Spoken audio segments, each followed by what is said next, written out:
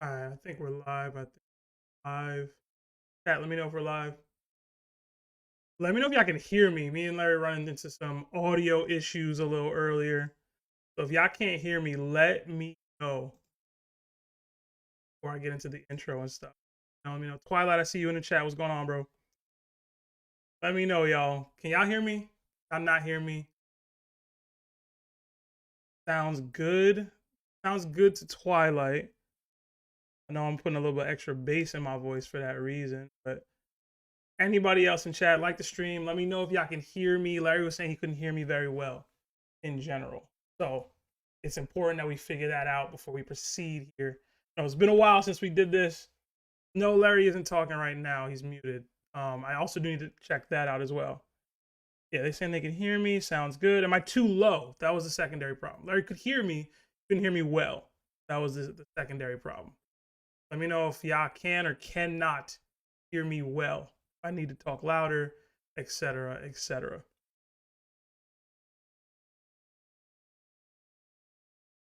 Can't hear Larry if he's not talking. Larry's not talking right now. Larry is still muted. We're gonna get to the Larry portion of the conversation here a little bit. But yeah, all right. So y'all can hear me at least well enough. Now we're fine. At least sounds good to me. Are you a middle school principal? To me, no, I'm not a middle school. Fine, yeah. Well, anyone, welcome everyone to another call-in stream. I know it's been a while since we've had one of these. I apologize for that immensely, guys. I've just been traveling a lot. Larry's been traveling a lot. We just haven't been able to get one of these streams on the books, but we're here now. I'm gonna try to be more consistent with these in the coming weeks. I know holiday season can be tough for a lot of people, but if you guys want to participate in this, as always, you'll have to become a member of the Warlord or higher status on our Discord's tier memberships. The Nakama tier and the server boosters don't get access to the call-in streams. If you want a guaranteed call-in stream access, you will have to join as a Warlord or higher. Like the stream, guys, as always, it does help with the YouTube algorithm. But in general, if you guys aren't familiar, this is something that we do. We can rarely get to calls on actual chapters or actual Monday streams. So we decided to do like a full episode dedicated to you guys in Discord phone calls. That way we can hear your theories. That way you guys can give us your hot takes, any rants you want to have. Pull up to the voice channel marked um, for top calls. It'll be locked for anybody that doesn't have the Warlord or higher tier memberships.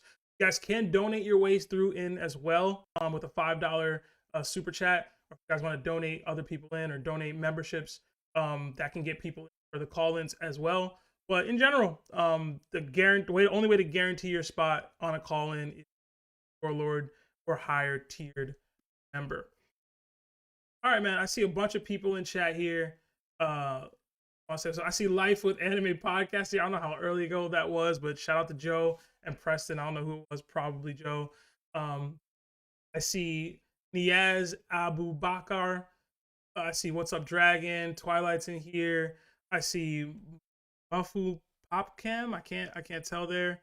But welcome, Father Ken, Samaj Jordan. I see Mr. Prince X6, Boss 2196. I see a bunch of people here. Hit that like button if you guys haven't already. It does help with the YouTube algorithm. What's up, Zajen? What's going on? Y'all missed y'all, man. I've been trying to make this happen. I just it's been too happen. All right, Larry. Now I gotta test the audio for people who are gonna be in the Discord too. So if you can get off mute, I don't know if you're still available or not. Yeah, I'm still here. All right, let me know. Can y'all hear Larry? He's talking now. When Larry starts talking, I guess let me know if you guys can hear Larry. Y'all hear him just now? Yes, no? I gotta make sure I feel that, hear that, or get that figured out. Talk to me in the chat. Did y'all hear Larry just now when he said what he said? Larry sounds good too. I bet.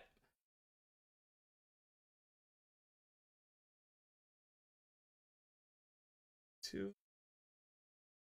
Heard myself, but I think the stream is just low overall game. Oh. Hmm. Anybody else think the stream is low or the sound is the sound not great? Anybody else hearing that or not hearing well? Talk to me. What is yomp? Good. He sounds sad, but audio good. What? Oh, Larry sounds sad. Okay. Larry not sad. Larry good. Larry chilling. I hope. I'm chilling, bro. You good? You good? You tired? Just editing. Yeah, Larry's gonna be editing. He's probably not gonna be on camera for much of this, guys. Which is why I'm hosting it. My situation here, and why we're running all these tests because it's been a while since I've been the one on the forefront here. But hopefully we can make this work. Again, if you guys want to join in on the fun, you either have to donate a $5 super chat to get yourself in as a caller, or be a warlord or higher tiered member. Pull up on us. You'll have to join in on the top calls locked voice channel, and then we'll drag you guys up. But yeah, man, excited to do this again. I'm excited to hear some theories. Excited to hear from you guys. I did want to see what my boy Twilight Straw Hat had to say, so I'll drag him up first. But yeah, let's get Twilight in here. Yo, Twilight, what's going on, bro? Yo. What's good, bro? It's been a while. I know we always got you in here on the timestamps. We appreciate you so much, man. You have a call, you have a theory or something you want to get off your chest? What's going on, bro? This is started off pretty simple. I just had a more or less a question. Have you I should start by asking, have you seen the new episode of man? I have not. No, Larry, I don't know if you have either. Typically we wait to do No, I that. haven't. Yeah, we typically wait till we all haven't seen one, and then we get a lot of buzz around them, and then we go into like we try to do a live reaction on the Monday streams, but yeah. Well, now I'm torn about what I was going to say because I mean, obviously you've seen everything in the manga. There's something that happened in the anime. Well, it's a situation that happened in the manga too, but something was shown. I don't know if I should bring it up. You saying it's an anime spoiler? They got anime only spoilers now? Yeah, to a degree. Well, something it's something to do with Bond goes in your fifth the second time, and that's what initially was going to lead my something to do with devil fruit and Haki Okay. combined. Well, I'd say just ask it, right, Larry? I don't know if we're scared of anime only spoilers, Yeah, right? like, okay, yeah, no, I didn't want to like spoil anything because I remember last night you guys were saying you were gonna watch the story by Haki, so during this upcoming break week, so that's gonna be today's episode. That wasn't Okay. But oh, so when Bonnie goes Gear Fifth and it goes the second time in the recent episode and delivers the hit to Saturn, it actually shows clear as day. Because I was asking people in chat if I was tripping, but it shows clear as day that she was using conquerors in that attack, which wasn't shown in the manga. My question was, do you think Bonnie already innately has conquerors, or it's her devil fruit, the future that she went with, turning into Gear 5 that allowed her the use of conquerors temporarily?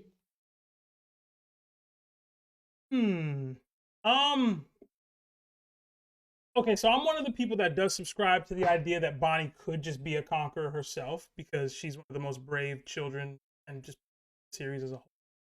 So I wouldn't be shocked if she just has latent Haki tapped into herself, and when she uses her like Nika slash imagination powers, she kind of has the ability to kind of tap into them because of the future that she's in. But I also wouldn't be shocked if it's like a yo, because of what she's tapping into, tap into that. I don't know how wonky Oda's gonna get with Conqueror's Haki and being able to like transfer it to other people via devil fruits and things like that. I don't know. I'm not too sure exactly where I land on that as a whole right now. Uh, but I'd say I can't. Well, see, Yeah. Well, I was just gonna say how I was looking at it was I also innately believe that there is no correlation between devil fruit and hockey, or especially conquerors, but hockey usage in its entirety. But it's just we haven't seen any form of hockey whatsoever, to my knowledge. If I remember right, from Bonnie prior to her going to the year fifth vacation, and I think the first time she uses gear or uses the gear 5 transformation, she does use hockey, but the Conquerors comes out in like pure form in second transformation, delivers the punch that ultimately like borderline destroys Saturn with Luffy. So I was, because I'm under the impression that I feel like at this point, is there any of the worst generation that isn't a confirmed Conquerors? of the worst generation? Yeah, Couple. like I mean, Rouge, well, Rouge yeah, isn't, right? Rouge. I mean, Drake, Law's not a confirmed Conquerors hockey user. Apu isn't. Hawkins isn't. Most of them aren't. The Oh only ones yeah, that are confirmed are Apu and Haki. yeah. Yeah, The only ones that are I confirmed think, are Luffy and Kid, right? Like at this point, and Zoro. yeah, I was gonna say I can't. Zoro would be considered part of the. See, I was just I'm still also in that laws of conquer, but that's a conversation Law, for another day. really? Yeah, Okay. I believe laws of conquer, but because it's kind of a cop out on my end, and I own up to that. They had canon, but I'm a believer that being a D almost innately gives you like the will to be a conquer. Like says you have the potential will to be a conquer, which kind of backstabbing myself because I'm also a firm believer that Blackbeard is not a conqueror. So you just picking and choosing. That's what you're saying. Well, no, That's what it he's the sounds only like. D that That's what it he's sounds the like. only D. I don't, he's the only D that's shown to be. But see, if like to that Blackbeard, me saying Blackbeard's not a D or being a D and not having conqueror is purely because he's one of the only Ds we've been shown that does not have the standard I think of the way to word. I guess you could say mindset of a normal D, like just the freedom that they want. Because to a degree, he does want freedom, but his freedom's a lot more oppression than it.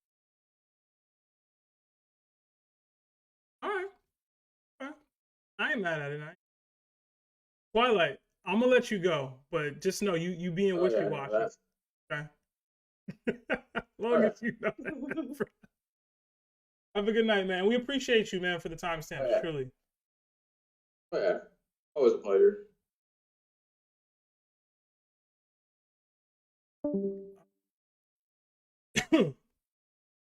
Is Law a conqueror? That one threw me for a loop. You think Law's a conqueror, Larry? Absolutely not. Absolutely not. Yeah, I guess I agree with that. All right. Let's get the next caller in here. I see Eclipse jumped in. Eclipse, you there? Yeah, I'm here. I was just telling the other guy in there, watch me get dragged up. Observation hockey on point.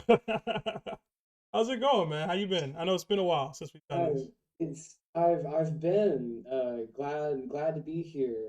Thanks for having me. Thanks, Nakama, for supporting. Uh,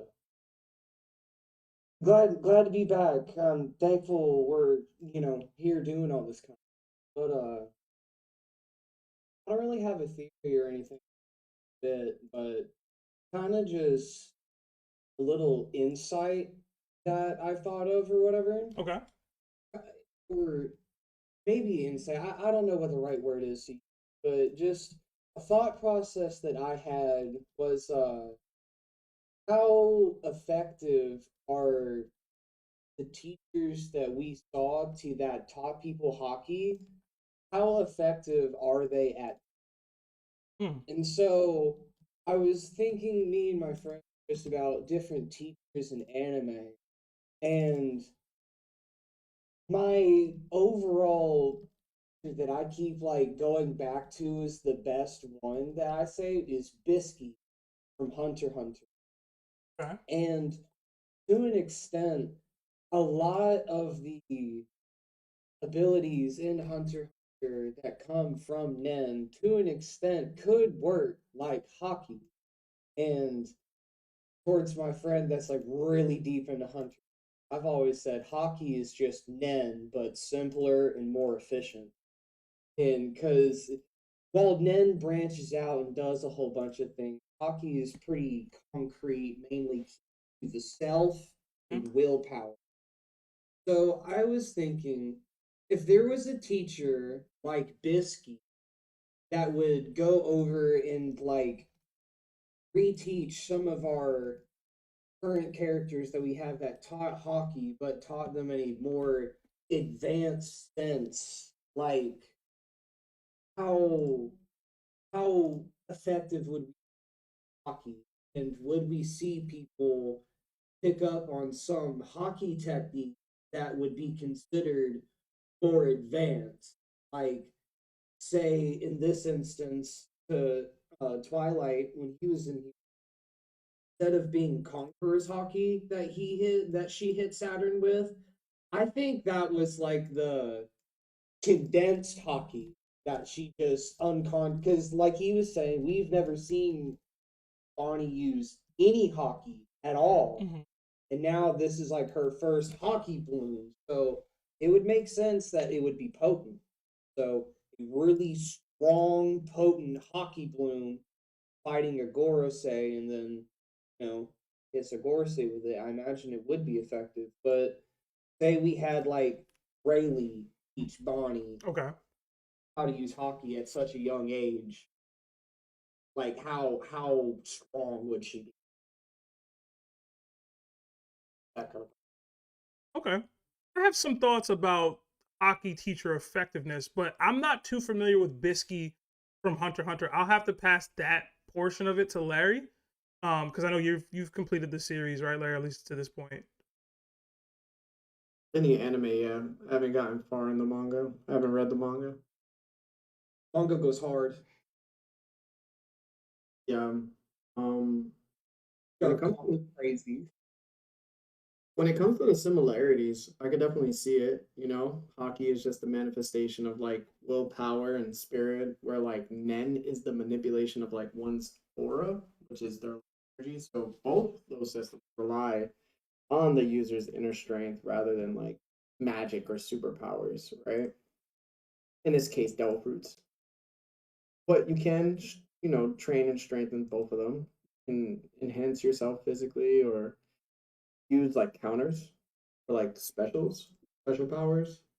Um, it is like a will versus will component too. So like for example, Conqueror's Haki, it lets like strong-willed individuals overwhelm weaker minds. Where like in Nen, the aura pressure of it lets strong users shut down, frighten, or even like, which is very interesting too. Um, I would say that Nen is more technical, like you said. Like hockey is definitely basically very much dumbed down and straightforward. But you know, I think there's more creativity in that than there is in hockey. All right. Well, in regards to Haki effectiveness or the teacher's effectiveness, I think the way Haki works, like Rayleigh said it, your Haki will bloom at its most, or most impactful blooms that you get is in battle and when you're actually facing life and death situations, because your will actually be tested in those moments more so than any training scenario that you can be in. So it's a little tougher to like be an effective Haki trainer when you already have like a strong person, if that makes sense. Like Luffy was still weak enough, like Oda positioned Luffy to still be weak enough to require Haki training. And then he had his bloom from the tier 2 Luffy and pre-tip to post-skip, right? And then um when he wanted to learn again, it was okay, I'm fighting Katakuri and I'm not strong enough to defeat this person. I'm putting myself in a position where I need to gain this upgrade in order to defeat this opponent. So then it was able to bloom again in the heat of battle and life and death situation. Willpower is being tested. And then again, it's unique. Oda did it on Wano, where he had him bloom twice. Once in the in Udon, where he's training in the regular training kind of way, and then what does Oda do? He drops Big Mom in there to make it a high leverage situation. Puts the shock collar on him. I mean, the explosive collar is on him to make it so that he's not supposed to be training, but he's training anyway in a high leverage situation where his will is being tested. Not as much, which he doesn't get his stream of bloom as he did on the rooftop when he fought Kaido.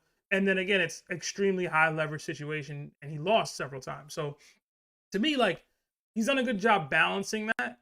But to be an effective Haki trainer, you have to put your trainee in those high leverage willpower testing situations. And then how effective can you be if you accidentally kill your student because you put them through too much? You know what I mean? I totally agree. So it's just tough. I can't speak to the Bisky part, and then I just can't get into the intricacies of that. I have a thought for that that would work as a good comparison. So, like Haki, Nen requires a bit of concentration in order to right? So, whenever you pour a whole bunch of concentration into it, over time, Bisky eventually taught our main protagonist, Hila and Gon, basically to focus on it without having to really focus. Basically, like focus on it subconsciously. And what she would do is she would basically do things like have them empower a shovel, which would be like hockey hardening sword or like on a shovel. He would say, "Okay, now go dig through this mountain." And what she would be doing is she's making their nen, she's making their pool become larger so they could be able to go for longer. Do you not believe like some of these effects like could be put into Haki as well? Say like for example, uh like full body Haki in like the hyperbolic time. How long can you hold it? Over time it will eventually build, at least in my mind. Then over time, like however much energy it would take for you to hockey out your arm, now it comes just so easily, and your hockey would just be that much more powerful, potent, last longer, etc. Okay. I kind of like that. I do like that. That could be like an element that they adopt, add into how hockey's in one. I think I would like that.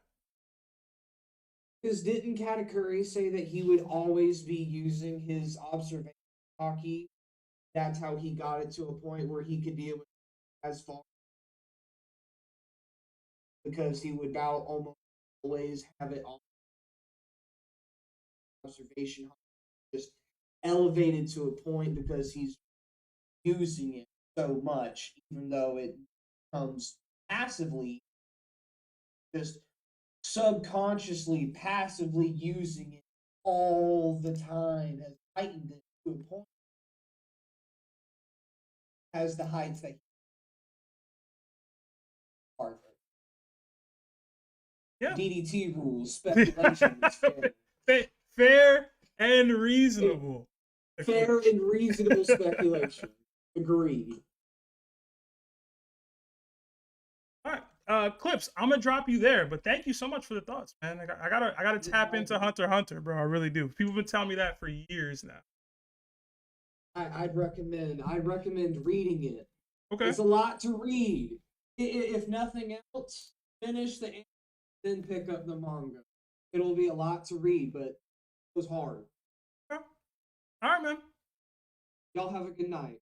You too, man. You too, man. All right. We did get a super chat from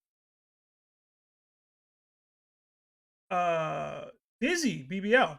A 1 month membership at Nakama status. It says 12/10 the B-Day. Appreciate the squad. Good vibes. Well, happy early birthday to our guy BBL. Our guy Dizzy, man. I don't know if you're here, but that membership would be enough to get you on a call-in stream. I hope you're behaving yourself on your birthday eve and that you have a wonderful birthday, man. All right? Truly. Don't party too hard. All right. Let's get Stand Your Ground in here. Stand Your Ground, you there? I am. How's it going, man? Is this our first time chatting? I don't know that we've interacted before. It is, yeah. Oh, welcome. Thank you. All right, talk to me. You have a hot take, a theory. What do you want to say? I have many of theories, but then also see I could be of service potentially to you guys. So Okay. long story. Here's my theory, and I can go into as much as you. I believe that Luffy is Jesus. Okay. And did you wear the I forgot the word for this. It's a collar. Yeah. It's a collar. Yeah, the collar. Did you wear it intentionally for that, or is this what you do on the day to day? Yeah, so I'm actually an Anglican priest. Okay. So this is job is to be a preacher and a pastor, and so I grew up though with One Piece and anime and watching it, and so I just kind of slowly started making some connections, and I just was like, man, I wonder if Oda is trying to say to the world that Luffy is Jesus. All right, so I've had this Luffy is pirate Jesus thought process before, to the point where I've theorized that he'll get 12 crewmates or disciples, like the whole thing. But you, please regale us with your theory on Luffy being Jesus. I have pieces here. Well, yeah, and part of this goes actually into my theory of the D. So I actually think that the will of D stands for Deus, God. Okay. So here's what I'm thinking is that in order to understand the bigger picture of it, you have to understand the meta narrative of Scripture. The Bible is telling this really big overarching story from Genesis to Revelation that's kind of hard to encapsulate. So kind of like a 2-minute summary of it is God created the heavens and earth, Adam and Eve. They sinned against him, they disobeyed him, and they fell. And out of their fall, they needed a savior. And that was promised in Genesis 3. And we know that God then chose his people and led them through the Israelites through this period of waiting and until they needed the Messiah. Messiah, the anointed one. So Jesus, God becomes incarnate for Jesus. Man takes on our humanity, brings it, sacrifices himself in the world, and then is raised from the dead. And from there, he sends out his apostles to proclaim Messiah has come, prophecies are fulfilled, and there's a new heaven and a new earth coming, and that one day he will come again. So the reason that it's important, and then one more thing, when he comes again, all things will be redeemed. So the parallel I see with this is with Luffy being Joy Boy. Joy Boy has come, he has come again. He was in the world before, and now he's in the world through Luffy, almost like incarnate through. And so you have this reenacting of the incarnation happening. I also think that Oda, when he talks about Nika, he's actually using an ancient name for Jesus. So Nika is the Latin word for conqueror. or liberator. And so you have Jesus about as conqueror or liberator, and you have Luffy being Nika, the sun god or the son of God, right? And that kind of play on words there, all with Luffy kind of coming out in one. And so the reason I think that Deus is actually the letter for D is because I think the story of One Piece is asking the question, who is ultimately in control and who is God? Humans that are living in One Piece in the world want to be like a god. They want to be a celestial dragon. The world in their own eye. And then you find out that Emu is actually controlling the world, the one who's head over it all. So you have this battle of who's the god, who are the gods, who is God. And so I think that Oda is trying to flesh that out through devil fruits, people who have godlike, and also this small group of people pursuing the will of God. This is an additional word using versus like the god of Emu is, which kind of goes into the last chapter of almost being able to grant reality and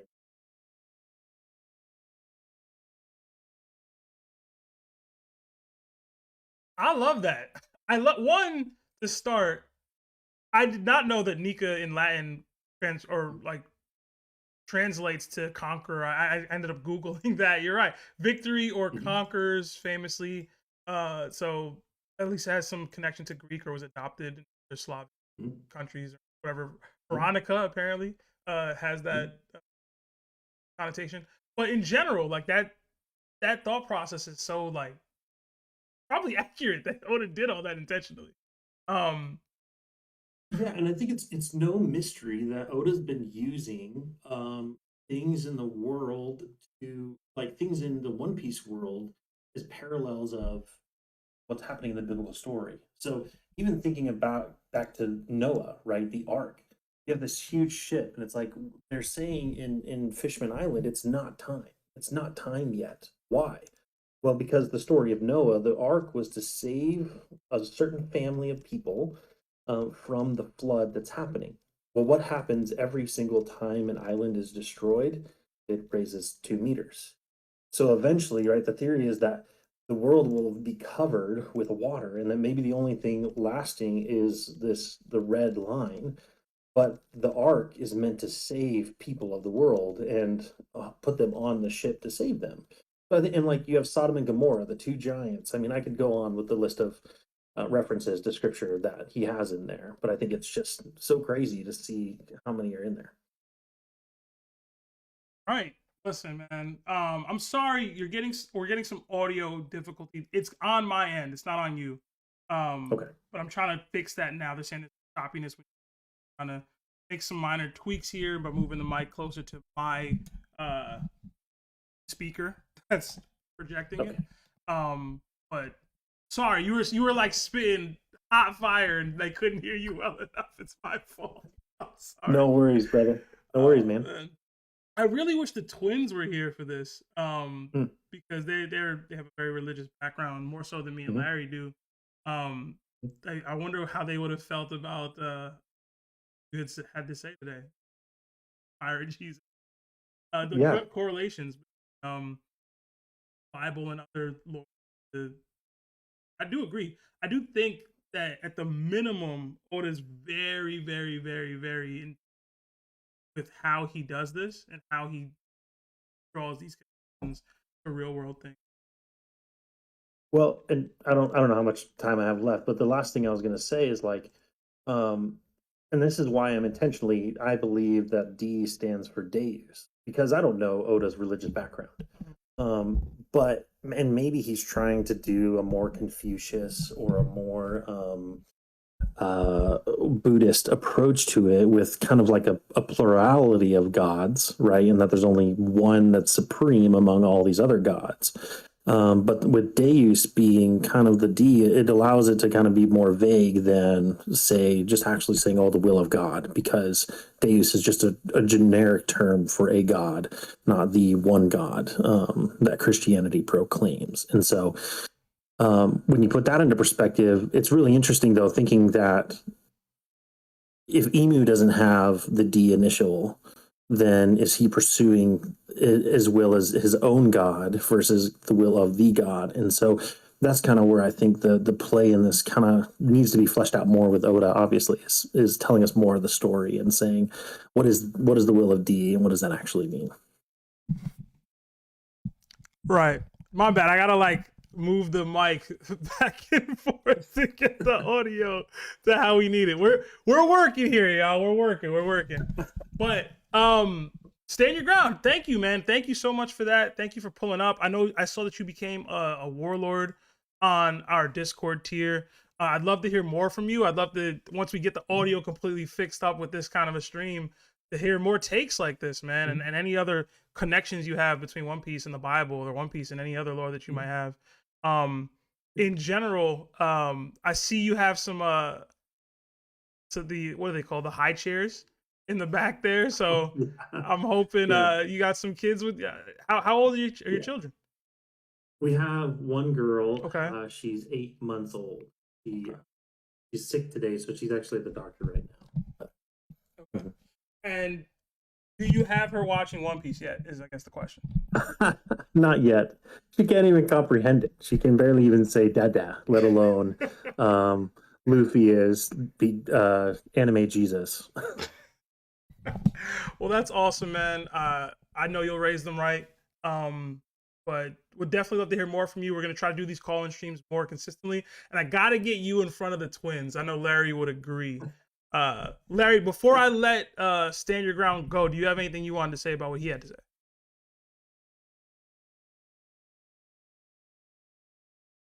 We might have lost Larry, so never mind. Yeah, I will be turning the mics before I get to you guys' take. So if I pull you guys up, you see me turning the mic to hear it, so it's so that the fans watching at home can hear you guys more clearly. But yeah, we'll drop you there. Stand your ground. Thank you so much. That was great. You're welcome, brother. Have a good one. Too.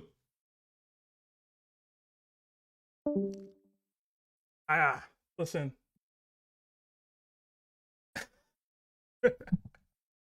Oh man, no, that was great. I love the he had the collar on too. That was pretty dope. We did get a couple super chats. Sorry again, guys, for the audio. I'm gonna make sure I work to fix that before we do another call-in stream, probably before tomorrow's DDT. Because yes, the DDT is back tomorrow as well. I'm gonna work to make sure the audio is all fine on my end. But all right, we got another $5 super chat from Diamond Life. It says, "This is my entry for a call-in. Also, why is Larry face off cam? Is he shy?" We all know Larry isn't shy, y'all. He's working. He's actually multitasking, getting some edits in. He's editing for the podcast. That's what Larry does. So when I ask him to do these things, it's really just, hey, I need some of your time, bro. And he's gracious enough to help me out. But Diamond, I'll drag you up to the call only stream. Guys, if you do want to become a caller, all you have to do is become a warlord or higher on our Discord tiers, or donate as Diamond Life just did and join in on the call waiting room, and we'll drag you up. So thank you, Diamond. You'll be coming up shortly here. And then we have Kirby with another 5. It says, "What's up, Sebi Webby? Missed y'all boys. Quick question. Could Loki and Shirahoshi create the giant serpent?" Oh, man. That is a good question. Maybe the combination of those two people can create the giant serpent. I'm not sure. Do you mean like as their child would be the giant serpent, or like they have to be the two people that come together to cause the giant serpent's creation, or some sort of controlling or wielding, or I don't know. I don't know how you mean, Kirby. I don't know how you mean exactly. They are two very large people, though. I've always been under the impression that the giant serpent is actually just the red line. So I don't know that they would cause the giant serpent. Maybe them together or being united together can cause it to awaken in some way, or you know how the walls in Attack on Titan were actually housed with a bunch of giants. Like maybe the red line can be moved or be awakened or crack open or something. I don't know, but I like the thought process in general. All right, Kirby, if you want to jump in here, I know that'll cover for you as well. If not, it does cover for somebody else. So I got to get somebody in here. I think Brandon was waiting the longest, so I'll drag Brandon up from the call waiting. All right, let's get young Bull Trent in here. I know he said 5, about to be 6, so I'm assuming Central Time for him. Maybe he's on break already. I'm not sure. Let's see about Trent. Trent, you there? Might be too early for Trent. Trent going once. 1 second. Okay, no worries. Oh, bro. Speaker.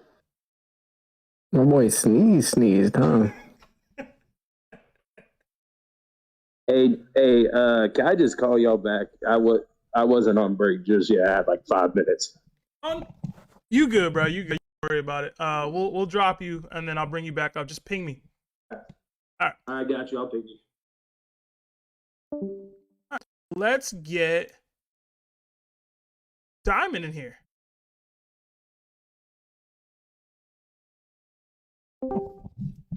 What up, Diamond Life?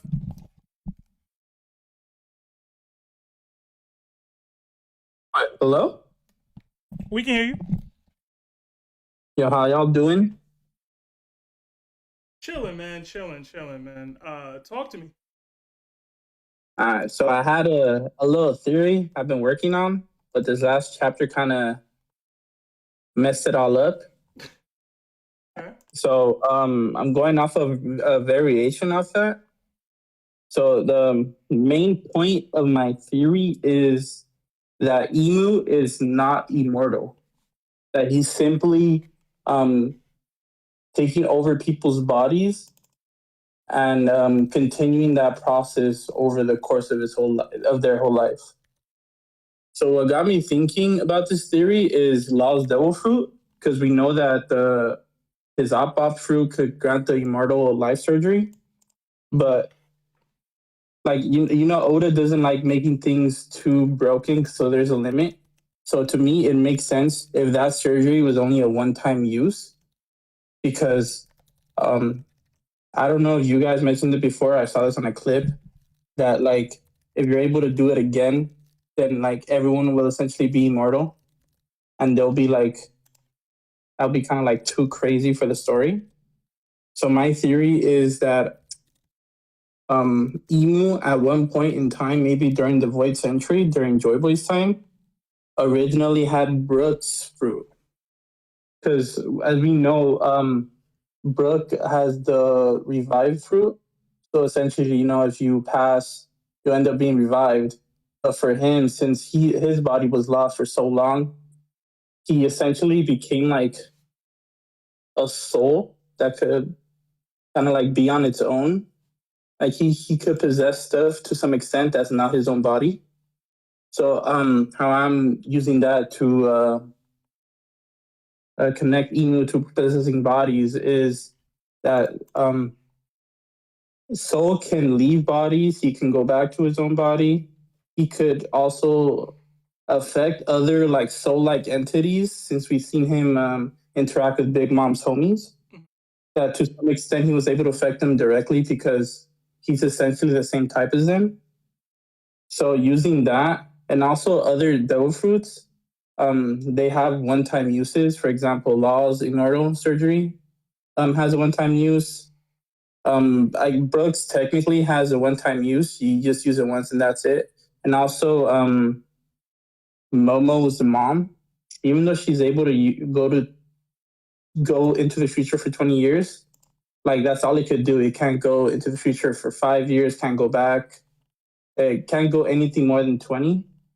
So how Emu's able to possess the bodies, it's kind of like Larry, it's funny you mentioned this yesterday. It's like Orochimaru. We know Orochimaru's main goal in part 1 and kind of part 2 was to take over Sasuke's body to get access to the Sharingan. So what Imu's been doing is he's managed to reach a level like Brook, but obviously on a like more potent, more like powerful. He's able to like take over people's bodies and possess them like indefinitely.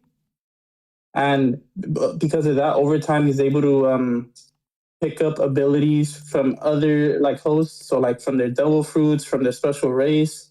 Because we saw in Thriller Bark that Oars pretty much had the Gomu Gomu fruit with Luffy's shadow. So it makes sense that if Inu would possess someone's body long enough, they're able to pick up certain like characteristics from their body, like maybe like, for example, Lunarian's durability, a giant's strength. These are all examples, but pretty much that's my reasoning for Inu having such a high bounty on Law's devil fruit, because his bounty, the bounty for the fruit before Law ate it was 5 billion. That's like a Roger or a Viper level bounty, maybe even Dragon. And it wouldn't make sense for them to place a bounty that high if the surgery hadn't been used. So maybe it was used unsuccessfully. So Emu has an elongated life. Maybe something with a time fruit like Foxy's, where he's able to like slow down his aging, or maybe Emu has taken over a giant's body and picked up maybe the way they age, because we know they age very slowly compared to every other race. And that's how they're able to live for so long. And that's pretty much like my whole theory. The original theory was the swords in the throne room represented the swords of God, and that's what Emu used to represent. But then in the latest chapter, they said there was 13. So like the math wasn't math on that one, but that's pretty much my theory. I just want to, what do you guys think about that? Okay, I kind of like it. In general, I had a similar thought process with Gunko and Emu and Brook, and it was regarding the need for Emu to like take over or possess bodies. And I basically said that the Nerona Kingdom signed a deal. Like he used to be, I went into a whole thing about this, but essentially my theory was that he made a deal similar to Doflamingo made with the Riku family and Dressrosa, where he would take every generation or so the youngest daughter or something of the royal family of the Nerona Kingdom, and that they would be able to possess the bodies, and that's how he was going to be able to continue to be immortal for as long as he has been. I would agree in the latest chapters and just what we've seen from Emu since then, it's probably not going to be the case. I know you saw the immortality that Harold probably got and went, all right, man, if this is what we're doing, then it's probably not the way I'm thinking. But I do think you're right on some element that he's not just like straight up immortal. There's some other piece to it that we're not exactly getting. I kind of subscribe to the Emu having the sea devil fruit, and that's why he's able to do as much as he's able to do. And that's why a lot of the contract stuff you see, a lot of the devil imagery, the demon imagery that he's had over the course of his run here. But that doesn't mean he didn't also get like the immortality surgery done on him. You know what I mean? Because you can have a devil fruit and have that surgery done on you. So like, that's probably what it is. And as far as how you overcome that, I don't even know. It's probably just gonna be Haki at the end of the day. I know a lot of people started to theorize that Blackbeard might play a role in that and removing that part of it. But if it was that simple, I don't know. I feel like Emu would have did everything in his power to get a hold of Blackbeard's fruit. You know what I'm saying? Versus the Nika fruit. But It's like the way I think of it is like we've seen Lost Fruit have a lot of abilities, and I guess with Emu maybe at one point could have possessed the Op fruit, but he wasn't able to use the immortal surgery because he didn't know how. Kind of like similar to when Captain Ginyu took over Goku's body in Namek back in the day. Like he didn't know how to access the power. So maybe that's why like Emu kind of has maybe like, I don't want to. This is like a bad like wording, but like surface level abilities from all kinds of different fruits, was able to like combine them with like experience over like hundreds of years. Yeah, I mean it's possible. It's definitely possible. Can you? Yeah, with surface level capabilities, I think with the way we've seen from Emu, he's a little deeper than that. But at the same time, Larry argued about or debated or his viewpoint on like even just Dami Reversi is like, hey, these people can't use the apex of their abilities. They're just stronger physically. They're not as talented as or as skillful as they would be if they were fighting of their own volition. So I don't know. Emu's tricky to gauge at this point. He's still tricky for me. The best theory I think so far is the Sea Devil stuff. Just it would be the opposite of Sun God, but I don't know. I'm not too leaning one way or another, really. But Diamond, thank you, man. I appreciate you. I thought you were a Barry server member, man. You're not a Barry member no more, bro. That's how you feel? Nah, bro. It was just a 1 month thing, you know. I'm joking, bro. Yeah, when I started ducking the calling streams and the DDTs, I was like, yo, hold up, bro. Hold up. It wasn't ducking. We wasn't ducking, okay? I was busy. Larry was busy. If we're busy, you think the twins are gonna do this? You think the twins are gonna lock in? They managed the stream on their own. I'm just saying. That's different. That's a day and time where Marv does all the stuff, okay? And these streams, we're our own producer, okay? It's a little more complicated here. Yeah, just slide some money under the table for Marv, and hopefully he'll hook it up. Marv got his own stuff going on, bro. You can't be on call for every top situation. Bro, y'all are getting up there, bro. With like fame, y'all gotta have some producers on call by now. I don't know, Larry. I don't know who these people think we are right now, man. I don't know what they think this is, but it ain't that. Bro, look, I'm just saying. I've been here for a while. Every other month, I'm hearing Seb always getting flown out. Like, it's not work related, bro. Like, stop. Y'all taking business class seats on the planes every other month with the business card, using our super chat money to fund. What is this revolt, bro? What is he's trying to start a revolution, bro? Diamond might be the light we need to extinguish in this world, Larry. Bro, I sat 33E on my last plane ride, bro. How do they think we are? Should have done the emergency exit row, bro. Just say, yeah, you help someone, but then, Bro, if they gave me the bathroom seat, I probably would have took that, bro. That's crazy. I think Larry also, done I want to fine. say one funny thing is I've been holding on this for like months. Back before anything about rocks was revealed, that you were scaling rocks over Viper because he told Viper to shut up. I was rewatching Marineford. Luffy told Viper to shut up and Viper to apologize for it. That's all I'm gonna say. At the end of the day, is it rocks over Whitebeard for you? Yeah, it is. And I'm just saying, this is something way back. Like, way back. Yeah. It's all love, though. Y'all be so petty about takes you don't even believe in yourselves, man. What's wrong with y'all? Nah, bro. I be defending Larry because, dude, for yesterday's stream, wanting like Larry to apologize to you, Seb, I was like, damn, like Larry's in people's heads rent free, bro. It's funny. He is. He really is. Yeah, they be more concerned about it than I am, man. I'm like, Larry, guy, no matter. Listen, bro. Everybody loved Wolverine, but they was always aware when Magneto was around. You feel me? I'm glad you called me Wolverine in this scenario, bro. I know that's your boy. Yeah, bro, you got the facial hair. I wish, bro. I wish. All right, Diamond, we're gonna drop you there. Have a good night, and talk to you soon. All right. All right, man. You too, guys. All right, next, I know Trent had requested to go next. We'll have him in here. Trent, it's on you, bro. Talk to me. Yo. All right. First of all, thank you for bringing me in here and waiting on me. So instead of more of me asking a question, I wanted to get a more in-depth review on Larry's Shanks theory,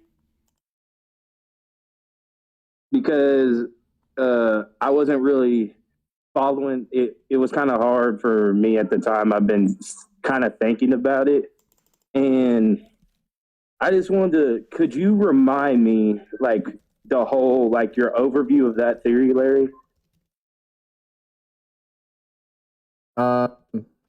It was basically just filling in the blank spaces of Shanks' like mystery.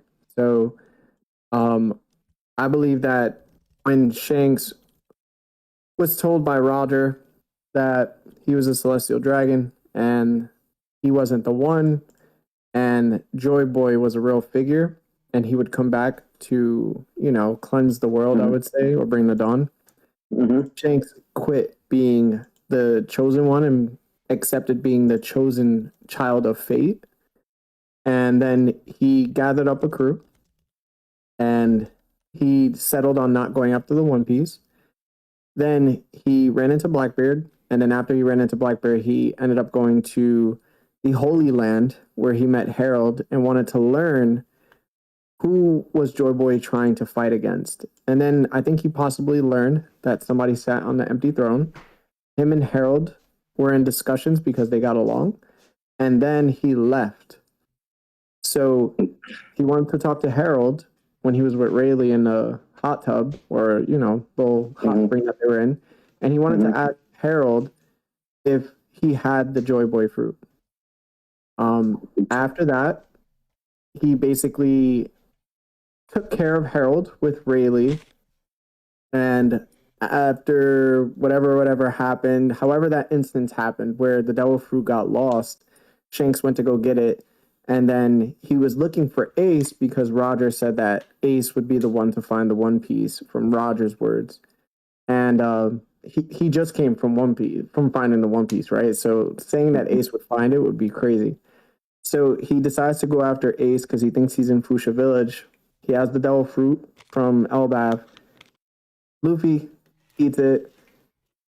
Luffy gets kidnapped. All of a sudden, he sees a great opportunity to get his arm taken off, which would disconnect him from Mary Jola completely. And then he decides to tell his previous crew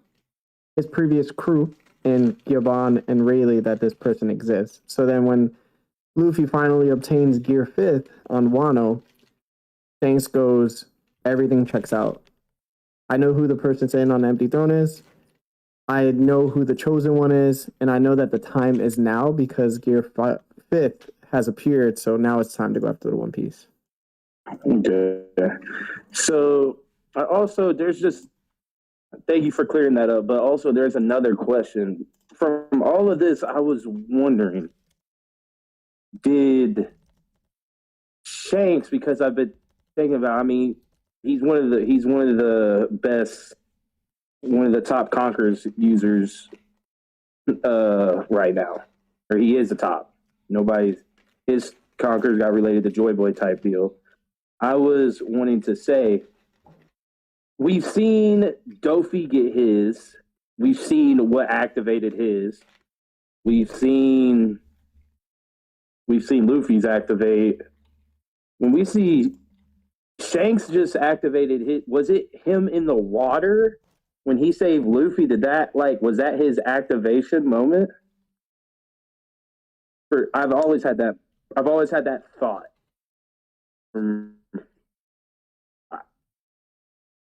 I just don't know. I just don't know if maybe in the flashback it's gonna be like, or did he like awaken it against Blackbeard somehow? Like, and then Blackbeard ran away, of course, but did he awaken it against Blackbeard? Did he, like, I just wanted to know, because if so, I mean, would he awaken it in the, like, when he freed the slaves? Like, I just know that we've had these moments of like, when Luffy did his at Marineford, Dofi when he was hanging, like stuff like those are those are big moments of their awakening of their conquerors. But like, I don't know, it just messes with my head. If that's what I'm just trying to say, that it just messes with my head. I think for me, it makes the most sense that he would have unconsciously awakened it at that point, because let's be honest, bro. If Shanks has Conqueror's Haki at that point and he fights Blackbeard, he just dominates Blackbeard. Like, Yeah, I don't think there's any question about it. You know what I'm saying? Like, to me, Blackbeard just can't compete with somebody like that at that point, especially when Magellan's doing what he did and like Ace is doing what he did, and then also what Luffy did to him in Impel Down. It's just many times he just showed that like Blackbeard just wasn't at that level to handle somebody like Shanks having Conqueror's Haki, especially. And then I guess it kind of brings up the point too. It's like there's probably clear inconsistencies in power scaling for Oda during that time, just because maybe things weren't so fleshed out. You know what I'm saying? Like this whole Conqueror's Haki and how much it would have an effect on the show for the strongest people in the show. I just see like Shanks having that Conqueror's Haki at that point. It just clearly doesn't make sense when you look at his opponents and who they faced and how much they struggled. So I don't know. Yeah. It just doesn't. It just feels kind of odd that he's like kind of like the odd man left out. Like when it comes to like big, or knowing where it's coming from. This, like what sparked that moment for him. It kind of just feels weird, and it does add to the mystery of his backstory, which I feel of like just like a backstory of just Shanks. But I feel like it's something that it should have got explained, because it just doesn't make sense if he just and it just is odd that he would awaken his so late, and then it just blossomed at that quick. Well, I will say, Trent, in some of those examples that you used, a lot of them were being who they are in their most natural state, but being forced to like act, if that makes sense. So like in Ace, Ace being the older brother that he is, and fiery personality that he is, the second Luffy was in danger, that's when he activated his. Doflamingo being the or needing to rule over other people, needing to be, the god of this world or a god in this world, him being forced to, like that's how he triggered his. Like he was being crucified, him and his brother and his dad were about to get taken out, and like that's how he activated his. If Shanks activated his for the first time, protecting Luffy, that's who Shanks is, right? Like I'm the protector. I am this beacon of light in this relatively dark ocean that we're seeing out here. So I do feel as though that would, if I had to guess, that was the first time he ever activated or tapped into the Conqueror's Haki. Because I actually do agree with Larry. If Shanks was already a Conqueror's Haki user, where he could like actively utilize it in fights, shouldn't be losing or even be taking real damage from a guy like Blackbeard, who's just some guy on Whitebeard's ship at the time, right? No Devil Fruit at the time, still using his Wolverine claws. Like I don't know, man. And in general, I think it popped up in the conversation about whether Shanks learned the truth or knows about Emu. I'm on the fence on that. I feel like Sabo learning about Emu sparked the whole thing. And if Shanks was able to figure that out or find that out in the way that he would have or needed to have, I guess maybe Shamrock or Garland could have let that slip in some way. Maybe. But I don't know. I feel like Shanks knowing about Emu is a little wild, but at the same time, I feel like he should. Kind of on the fence about it. But if I had to guess, yeah. Sorry, but it's just I felt like if it was just seeing himself as a protector, and see him seemingly help free the slaves. I feel like him seeing that would be more of a bigger factor in that moment, because I know he's saving Luffy, but he's seen what the world is, or what the world government is doing at that time, and I feel like if he did, yes, he would still, they're kind of like both in the same of like the protector, him being the protector. So I feel like if he maybe awakened it, I felt like that's why I feel like he maybe awakened it before that moment. But like, I feel like we still need to get that, in my opinion, I feel like we still need to get that moment of where it came from, what made him turn in this light up and make him want to make his Conqueror's Haki be this strong, and how it is so menacing to the people that it's going against. That's just me though. But I mean, I could see it starting on when he saved Luffy. It's just, I felt like when he saved Luffy, it was already he already knew what he was doing. Right? He already knew that he was about to activate it. That's what, to me, it just seemed, because the stare he gave, that I just felt like he already knew he was activating it. Like, that was just something he was doing. And it wasn't like after he was like, whoa, this happened. Like, I don't know what happened. It was something that he was like, all right, I'm going to activate this. That's very possible. I feel like that. Very possible. Because it just didn't look like it was like you said with Harold, how he should act if he seemingly giving out immortality. Like, it wasn't like, whoa, I just did this. Like, this is actually happening. Because, I mean, heck, if it was me and I sprayed some Conqueror's Haki, I'd be like, yo, whoa, this is crazy. Not now, if someone did it before, like now Luffy, he's done it multiple times. He just sits there and he activates it, and he kind of looks not saying it's the same as Shanks, but I'm saying like the way Shanks was when he activated at that time was just the same. Like, it was the same, hey, no BS right here. Like, I did this real quick, and then I knew exactly what to tap into at that time. And that was just me, though.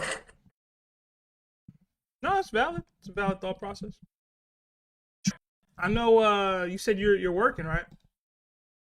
Yeah, Hey, hey. Oh yeah, I did.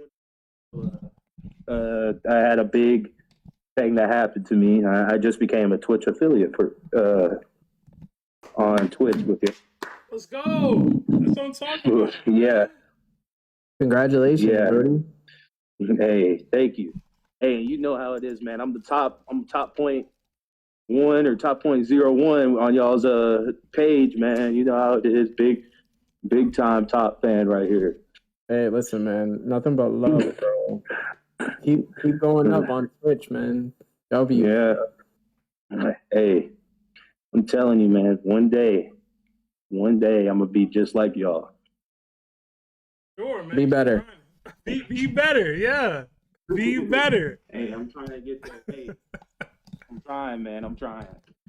All right, Trent, we're going to drop you there. But, y'all throw the W's in the chat for Trent. If you haven't already, follow him on social medias. I know he has YouTube going up. He's on Twitch, clearly. Going up, man. Twitch affiliate. Shout out to Young Bull Trent, bro. Hardest working man in the biz. Yeah. Thank you. And this year, I do have a Christmas present for Top this year. Oh, the end of the year. So just want to put that out so y'all be ready for Christmas. you don't got to do all that, man. But thank you. Nah, it's all right. But all right, y'all. Yeah, have a good night. Man, you too. Shout out to Trent, man. Always so sweet. Always so giving to us, man. All right. Get to some of these stats and callers. We have 5 from Ragnar. It says, what are your thoughts on Loki's bounty being considered special? because it is believed that he killed the Holy Knight, King Harold. Hashtag God bless you guys. I can agree with that. I think the other piece of it would be him being like royalty to a kingdom that's not affiliated with the world government, but has the eyes of the world government on it. You know what I mean? Like, clearly they're trying to recruit even Loki right now to be a Holy Knight. You know what I'm saying? So it's like, you don't just put dead or alive on that kind of a person. I think they hold that much sway, that much potential power, that much potential, that much of a potential asset. Kind of just typically just clip those people. Or you do. Or you do. All right, another 2 from Project Iceman. It says, sorry for missing the react and yesterday's stream. You're good, Project, man. You gotta apologize to us. Y'all got lives. Y'all got stuff that y'all do. I expect y'all to be there for everything. Appreciate you even being here. That like button. Got another 2 from Dizzy. You think Harold came across Blackbeard on the seas? That is an interesting thought process, right? Because did Harold run into Whitebeard at any point? No, like, he definitely ran into Whitebeard before. You think they ever had any sort of conversations after Rox's passing? I don't know. Hard to say. But that would be how you run into Blackbeard. Would he notice Blackbeard is Rox's child? Maybe. He's the one of the few people in the world that actually knows that Rox had a kid. You know, I don't think it was a focal point of his journey at any point to try to find that child, which low key, I didn't even think about it, but that's even more shame on Harold, man. But that's neither there at this point. I told you, my wife and child on this island, and the island about to get razed to the ground, and you ain't even go check on them kids, neither. Not even my girl, not. Maybe he did. We'll see. Not looking like it. Granted, not a crewmate, but that's supposed to be your friend, your man's. You out here crashing out and beating up giants over his passing, but can't check on his kid.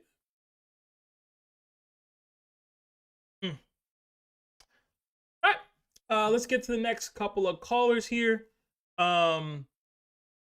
Let's get 3D2I in here. 3D, you there? Yeah, I'm here. All right, talk to me, man. You got a theory or thought process? What's up? Yeah, so I guess this last chapter, when Harold got his immortality, I think that kind of puts him up like in the power rankings, because he was already flashing with Rox. Now, granted, Rox is definitely stronger than him, as it was shown in the panels. But do you think like the God Valley Roger or like a God Valley Garp could beat Harold with the immortality 1-on-1?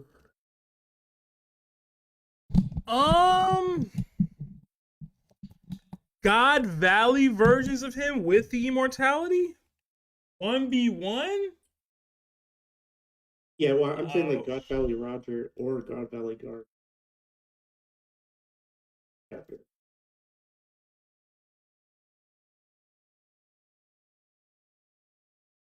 Yeah, they beat him.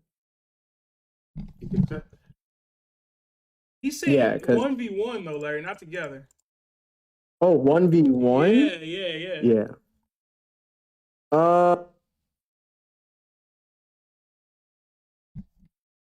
That's a good question. Okay. I would say yes. Okay. Reason I say yes is because like I've said, I'm clearly on the idea that when you're under this power controlled by Emu, you're not capable of using your best Haki techniques. And you're basically just leaking out Haki, which would be like your base Haki, and you're just fighting. But physically, you are stronger, and the immortality does grant you eternal health, right? So you can recover from any damage. I do believe that when Roger or Garp decide to do their critical mass Supreme King Haki attack, it will overcome Harold overall. Now, does that leave Roger or Garp passed out? Yeah. I think it depends on who gets up after that. Okay, yeah, I see that. I can see that happening. Yeah, because put it this way, like when they were fighting Rocks, Rocks was already like, to me, again, just base form Haki. So they couldn't really topple him because they didn't have anything stronger to give except that critical mass. So Right. they both were needed in order to do that because Rocks was just stronger than Harold overall. So if it's just one person, I think the same thing kind of happens without two people needing to perform the combined attack. Now it's just one person that needs to do it. So Larry, I do have some slight, not so much pushback, but in your thought process, Harold isn't Dami Reversing. He does have access to his strongest moves, his strongest hockey capabilities. He's just also immortal now. You know what I mean? Like he doesn't have the same limitation that Rocks technically had. You know? You're right, but if Harold doesn't want to fight them, and Emu's like, yo, you have to, then it's like, oh, so who's controlling now at that point? But I get you. I get what you're saying. If that's the case, this is where like the variables come in about like what we don't know about this, like these techniques that Emu's using. If Harold does have consciousness and he's able to utilize his hockeys in the best way, I still got to give it to Roger just because he's going to, or Garp, because they have a higher power of hockey and they could just break through Harold itself. Harold doesn't have critical mass, Supreme King hockey in his back pocket, where I do believe.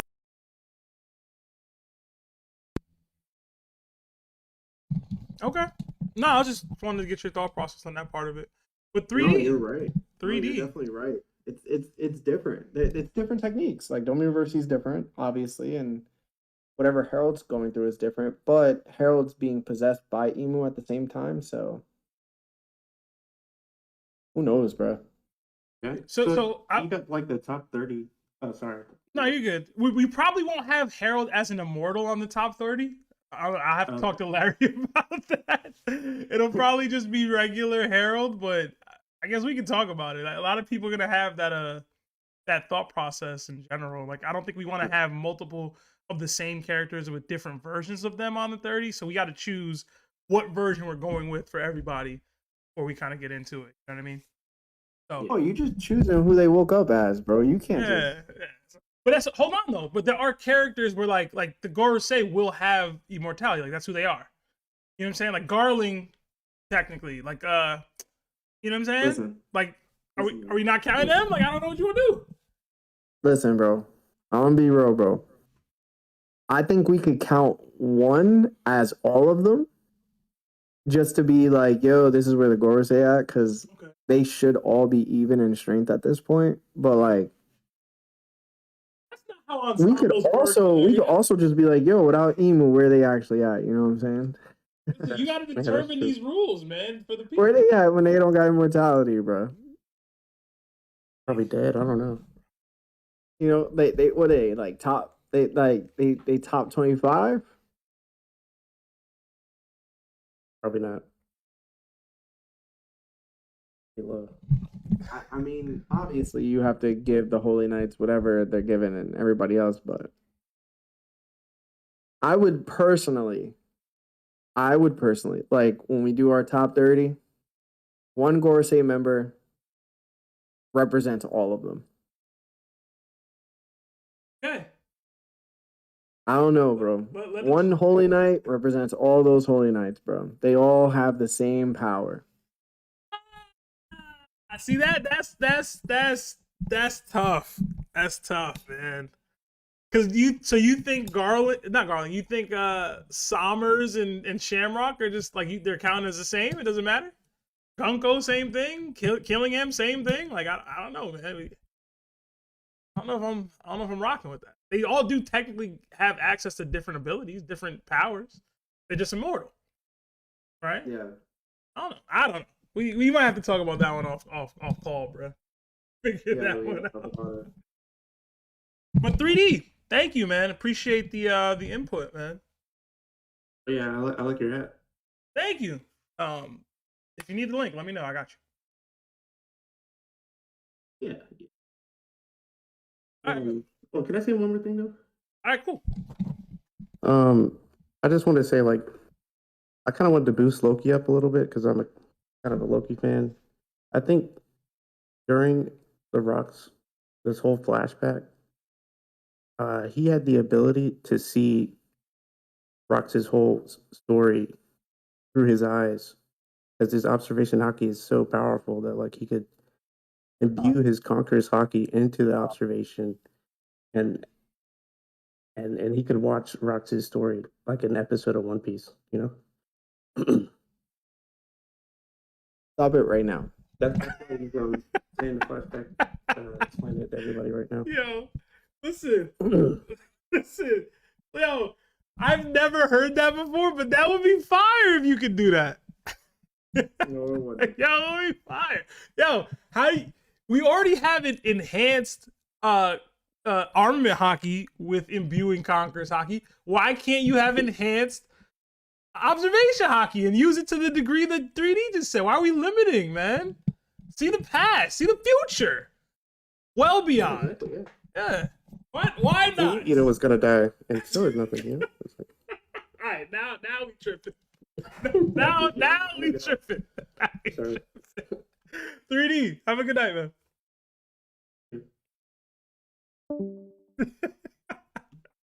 The premise of the thought process is good. He went off the haywire. He went off the rails with it a little bit. yeah, that was crazy. It's kind of crazy. I like it. All right, Bro said he had 13 plus years chapters of observation Haki. Bro said he saw all of it, bro. All of it, every bit. All right.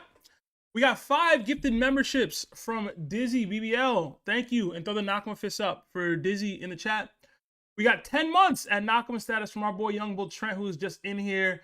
It says, thank you, Nakama, TOPT, for helping me grow in life. Shout out to Trent, man. And then another 7 months at Nakama status from Lord Franco. It says, hope Mosh is invited back to the top 30. He funny. Mosh, our boy, man. He'll be back on stream. I don't think we're going to have guests for the top 30. I'm pretty sure it's just me, Larry, and the twins. But we do plan on doing more collabs in 2026. I know Larry said that that's one of the so, hopefully we'll have Mosh back soon. That's our guy. He was just texting us the other day, man. I miss Mary Day. All right. I do kind of have a hard stop at like 7:30, Larry. So we'll get to a couple more calls here. If that's cool with you. Yeah, go ahead. Let's get Kirby in here. Kirby, talk to me, bro. Kirby going once. Kirby going twice. All right, I guess no Kirby. All right, let's get Pulseman in here.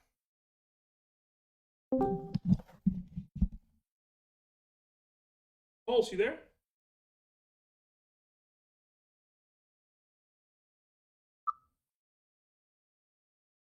Hello, hello. Hey, how's it going, man? Talk to me. I'm good. How are you guys doing? We're good, man. We're good. I don't believe you. You don't believe me? You know what it is? I'm trying not to move the mic back and forth too much. It's gonna. So talk to me, man. All right. All right. So, before I get into the question, or I guess the discussion, I have a question. Is Larry on, or he's doing his editing? I'm here. I remember a few months back, Larry, you said that you used to rap, right? Or you still do it? I used to. You used to? You mentioned you're on SoundCloud, right? Or not? Did you find it, bro? Nah, but I've been curious. Oh, I'm interested to see what you have, because I've that has been a hobby of mine, but I had to drop it since I got married, But I'm just kind of curious about how just curious to see how you do. Yeah. I wanted to do. I always had an aggressive goal of just being like, yo, one day I just want to make a mixtape, just one. So I ended up doing it, and it was a pretty dope experience. Okay, what's your profile on there? I don't even know, bro. I would have to. Let me see if I can search for it. Yeah, I'm curious, man. What wasn't it like Ayo Larry or something like that? I don't remember. I think so.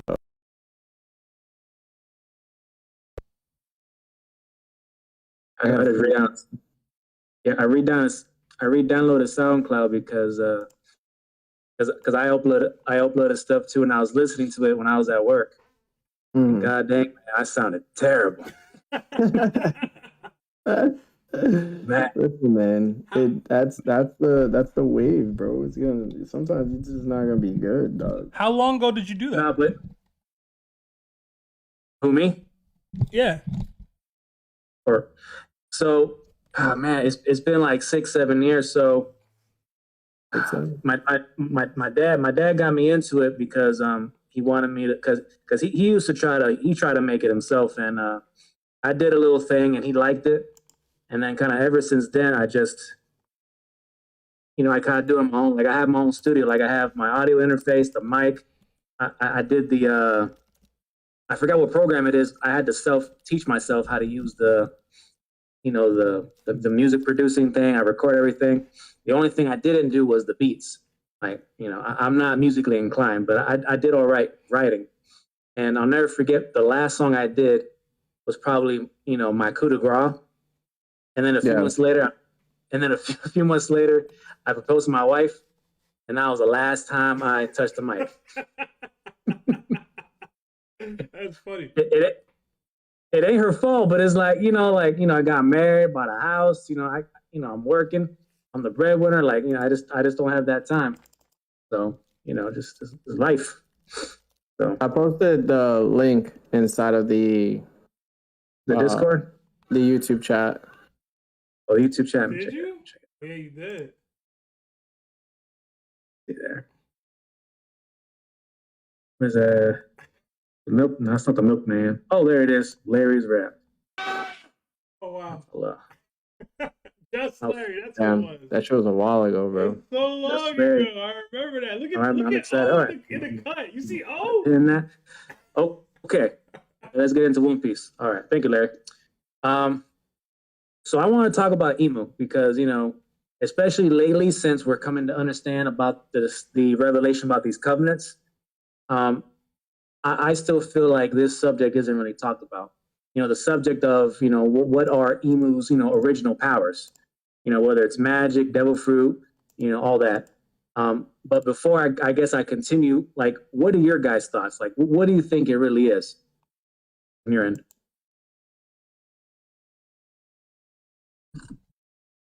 I still think it's a devil fruit, personally. Some insane devil fruit that would give him access to this many powers, and probably in conjunction with the immortality surgery. So it's why he's able to do multiple things. But I do still think it's a devil fruit. I don't think like a magical power or some kind of change in the actual overall power system of the series. But that's me.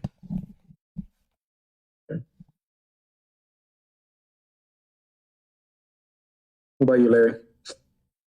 I don't know, bro. I'm gonna keep it a buck. Every time I feel like I got emu figured out, something else happens, and I have no idea. I want to say it's a devil fruit. I mean, it should be a devil fruit because anything irrational in the One Piece world that's happening has to be a devil fruit. But I don't even know if emu's a real person, bro. So it's tough.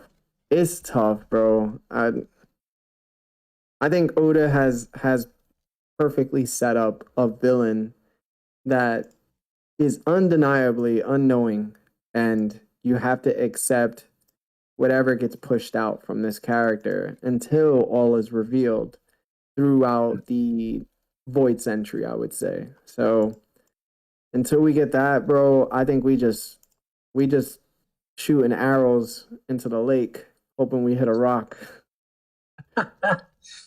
No, he certainly knows how to keep us guessing. That's funny. So I actually made like a whole document. Like I'm not gonna read it, but it's just like the amount of research I try to pour into like all the crumbs that like we've been having. Like I've been trying to figure out, because for me, I'm not really for the magic, and it's not really for the sake of the twins. How they hope it ain't magic, but it's like you said, Larry. Everything's been devil fruit based, or at least for the most part devil fruit based, and so it didn't make sense. Because like I thought, like if it was magic, does that mean Luffy has to go to Hogwarts to kind of figure it out? Like what is it that the Straw Hats or anyone can do to fight against magic? Because in this world, it's either Haki or devil fruits. But so that's kind of one of the I guess one of the holes in people saying is magic. Because like, what in the world can Luffy and them do if it's plain magic? Like there's not enough time, especially with how especially the Gorosei and Imo are really pushing their agenda now, since we're in the end game now. Let me see. Let me see. Any thoughts on that? At least as far as what I said there. I'm just curious. Kind of just want to bounce it off. Oh no, not really. I mean, I can agree with the thought process. Like, if it is a new power system like magic, like, are we gonna expect Luffy to be able to learn it? Like, I that's probably one of my bigger reasons as to why I don't think we have a new power source here. To me, we would have established relatively early in the stories that there was gonna be two main power systems. One was gonna be Del Fruits, another one was gonna be Haki. And he's kind of had them grow in conjunction with each other. Once you start reaching more advanced forms, Haki starts seeing more advanced forms. Haki can do started getting awakened devil fruits, and then you started getting more advanced devil fruit capabilities, special paramecias, mythical zoans, and god fruits, and now you're getting even more advanced versions of Haki. And I think Emu's probably just an amalgamation of both ideas in one. How that's the case, I don't know. But to me, that's just where we're at. Like, I don't think we're gonna come over the top this deep into the story and say, "Hey, actually, though, there's some other demonic capabilities that, and then Luffy will have to not only contend with them, but possibly have to learn them to counter them." Like, I've never been that. I've never subscribed to that. So to me, ultimately, like Larry said earlier, like typically 9 times out of 10 in the grand line, when you see crazy things happening, it's a result of somebody's crazy hacks devil fruit being utilized in some way. So I don't know. That's still where I'm at with it. Yeah, exactly. Like as far as like with NL and honestly, I feel like with NL, like for him, like that's an example. Like he honestly gave the vibe of being a god until he found out that he was using the waves, his electric waves, to hear everything, and and because he was whatever type devil fruit he was basically untouchable. So I mean, like like you said, things can be explained. And what I found interesting, like in the last few chapters, like honestly, it felt like a good opportunity to basically, in a sense, reveal what the powers are. Especially with the covenant system. But what I found interesting was in the last chapter with Emu and Harold talking, I found it interesting that Emu said for Harold to draw an abyss circle or make an abyss. And it makes me wonder what truly is the abyss, because, Emu would have could have said, make a spell circle or learn this, learn that. And then even telling him to basically carve one, like create one. And so it just makes me wonder, like, is it going to be what we, like it's one of the things of, like it looks like it, but it's not like it, because, Emu isn't really exactly being clear about it. And it could be because he's trying to hide what the actual powers are, or it's not what most people are thinking. I just found the last few chapters very interesting because I was like, man, they just get it over with. Tell us what it is, but they're still kind of keeping it secretive, even to the minute detail. I mean, Oda, he a mystery merchant, man. He gonna keep it, keep it on the mystery tip until it's time to reveal it. Probably not for another 200 chapters, but we gotta find, honestly, man. Be real. Well, that's all I had to say. Let you guys go, and Larry, and I'll let you know, Larry, what I think about your mixtape. I'm looking forward to it. Thank you, bro. Thank you, bro. I'm gonna give my honest opinion. Hey, real quick, do you guys know Token, the rapper? Ever heard of him? Nah. Ever heard of Token? You know Tech Nine, right? Yes, Tech Nine. I do know Tech Nine. Yeah, he's worked with him a little bit. Okay. I might have to check him out. One more question. Do you guys know? Ever heard of a guy named NF? Capital NF. Yes. No. Yes. What do you think of him, Seb? Just curious. I have like 2 or 3 of his tracks on my phone. Not like a huge fan or anything, but there's a couple on there. Okay, good enough. All right. I recommend too, but that's all I'm gonna say. All right. Have a good night, guys. All right, bro. Hi, man. I see we got hit in here, man. With the weak ass Broncos PFP, like they ain't sell me in fantasy, bro. I swear to God, man. I swear to God, bro. That was the most pathetic I ever seen in my life, bro. But how you doing, bro? You chilling? I'm cool, bro. I pinged your ass like 2 hours ago. Late. I was asleep. I was gone. I'm playing. I was about to look at man. All right, we did get another $2 from Kirby. It says shoulder be good now. My bad, y'all. Maybe sound, but maybe we should get Kirby up here. I did tell anime NYC anime nerd he was next. So nerd, talk to me, man. Are you there? Yeah, I'm here. I'm here. Yo, I was so psyched when I got on. I was like, yo, I don't have like a full flushed out theory. Larry's not here. Like, like I can do a not fully flushed out theory. But then like someone was like, yo, is Larry here? And then I heard his voice. So sorry, Larry, you're getting a not fully flushed out theory, but it's just interesting. I'll try to keep it like Beans. Maybe if I get like all over the place, just like let me know. Okay. Because like there's not like a lot of moving parts, but it goes in way. But basically, it's. First of all, how are you guys? Good, man. It's been a while since we've been here, man. I'm happy to be back. Yeah. Been busy. Yeah. But yeah, how'd you feel about the chapter?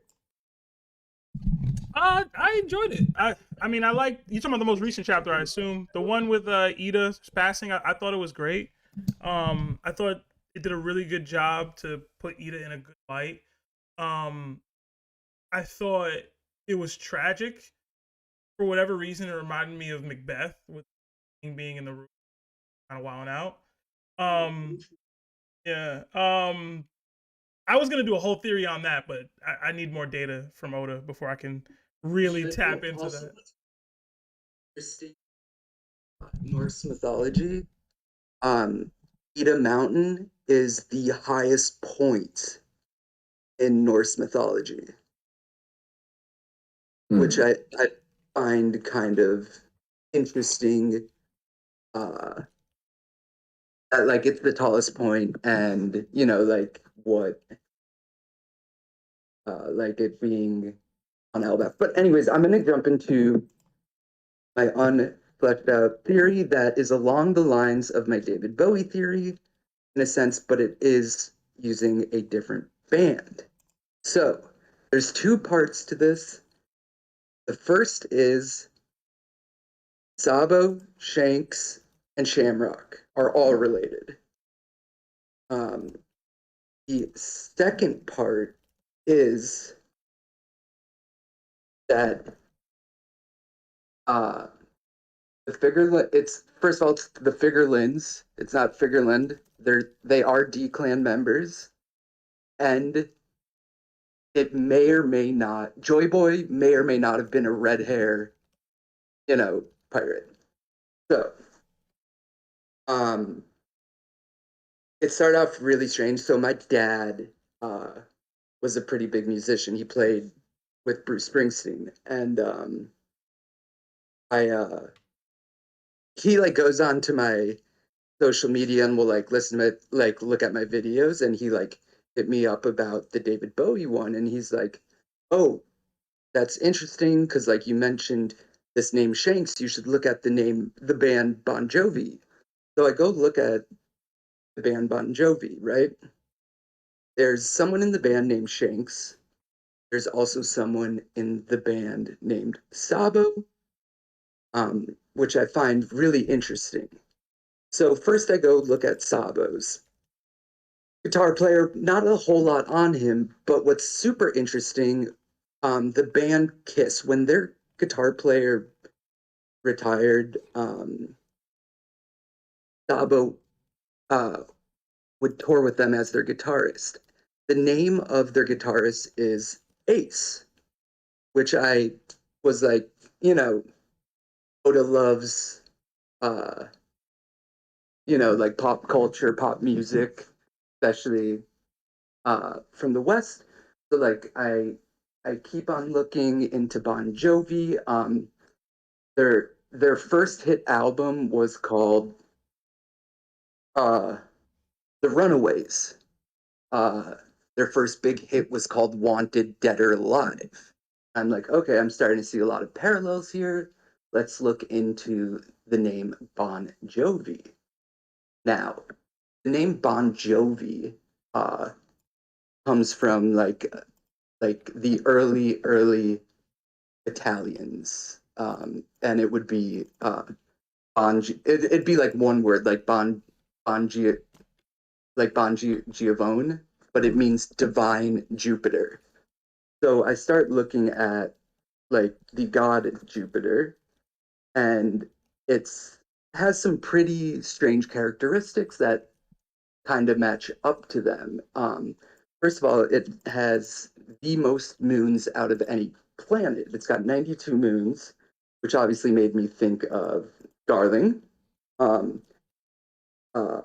It has a spot that started 380 years ago, and if we look at like the timeline of One Piece, it's pretty interesting. But 380 years ago, we noticed something called the Great Red Spot.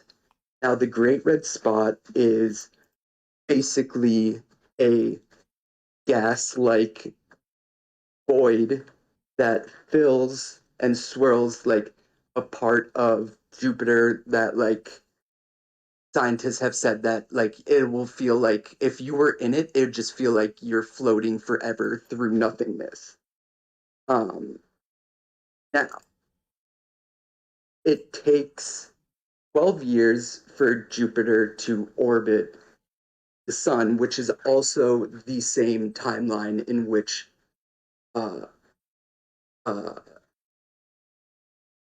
Shanks had the straw hat before. Like from Goldie Roger to Shanks was 12 years, and from Shanks to Luffy was 12 years. So I find it interesting that it was like these one complete cycle of the sun. Like that was your opportunity with it. Like this, like maybe that power doesn't last forever. So I keep on looking into the name Giovone, like Bon Giovone. And what's interesting about ancient Italians with like early Italians, what they would do is put E in front of their surname.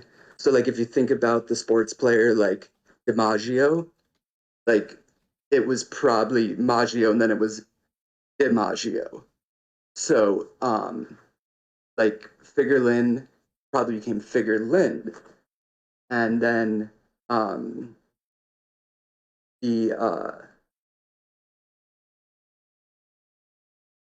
yeah. So it's not fully flushed out, but the so Figuardo is where the name Figureland would have came from, and they have an ancient crest of arms, and it's a 5-leaf clover, so I think that would be a shamrock. It's 5 of them, and it's a red and yellow crest, which makes me think we got red hairs, but then we also back to Sabo, back to like the yellow could be Sabo. Now, the name Figureland, which would come from Figuardo, is derived from the name would be fig tree, and it was a legendary liberation which took place by a determined knight who had broken his weapon and used a fig tree branch in battle. Now, I just see that like this comparison to like Shanks, Shamrock, and where Sabo comes in, like I know that part is a stretch. There's not a lot of on-panel things, but a lot of people have been talking about how like the world serpent, the serpent of hellfire, but and like it's Loki or stuff, but I believe that like it's going to be actually Sabo because now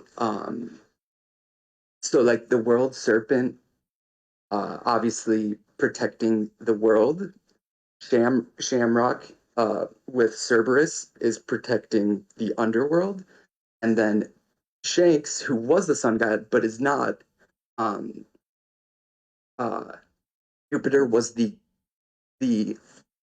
king of gods that protected the sun from incoming asteroids. So like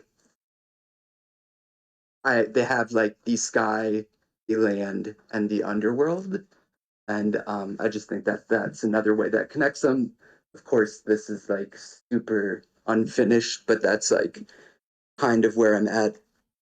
And yeah, just like the moons, all of this, like parallels that could play into it. Can I ask a question? Go for it. What did you, at the end there, you said, I believe that was going to be Sabo, as in like a role for something. What were you? The like the world, like the Serpent of Hellfire.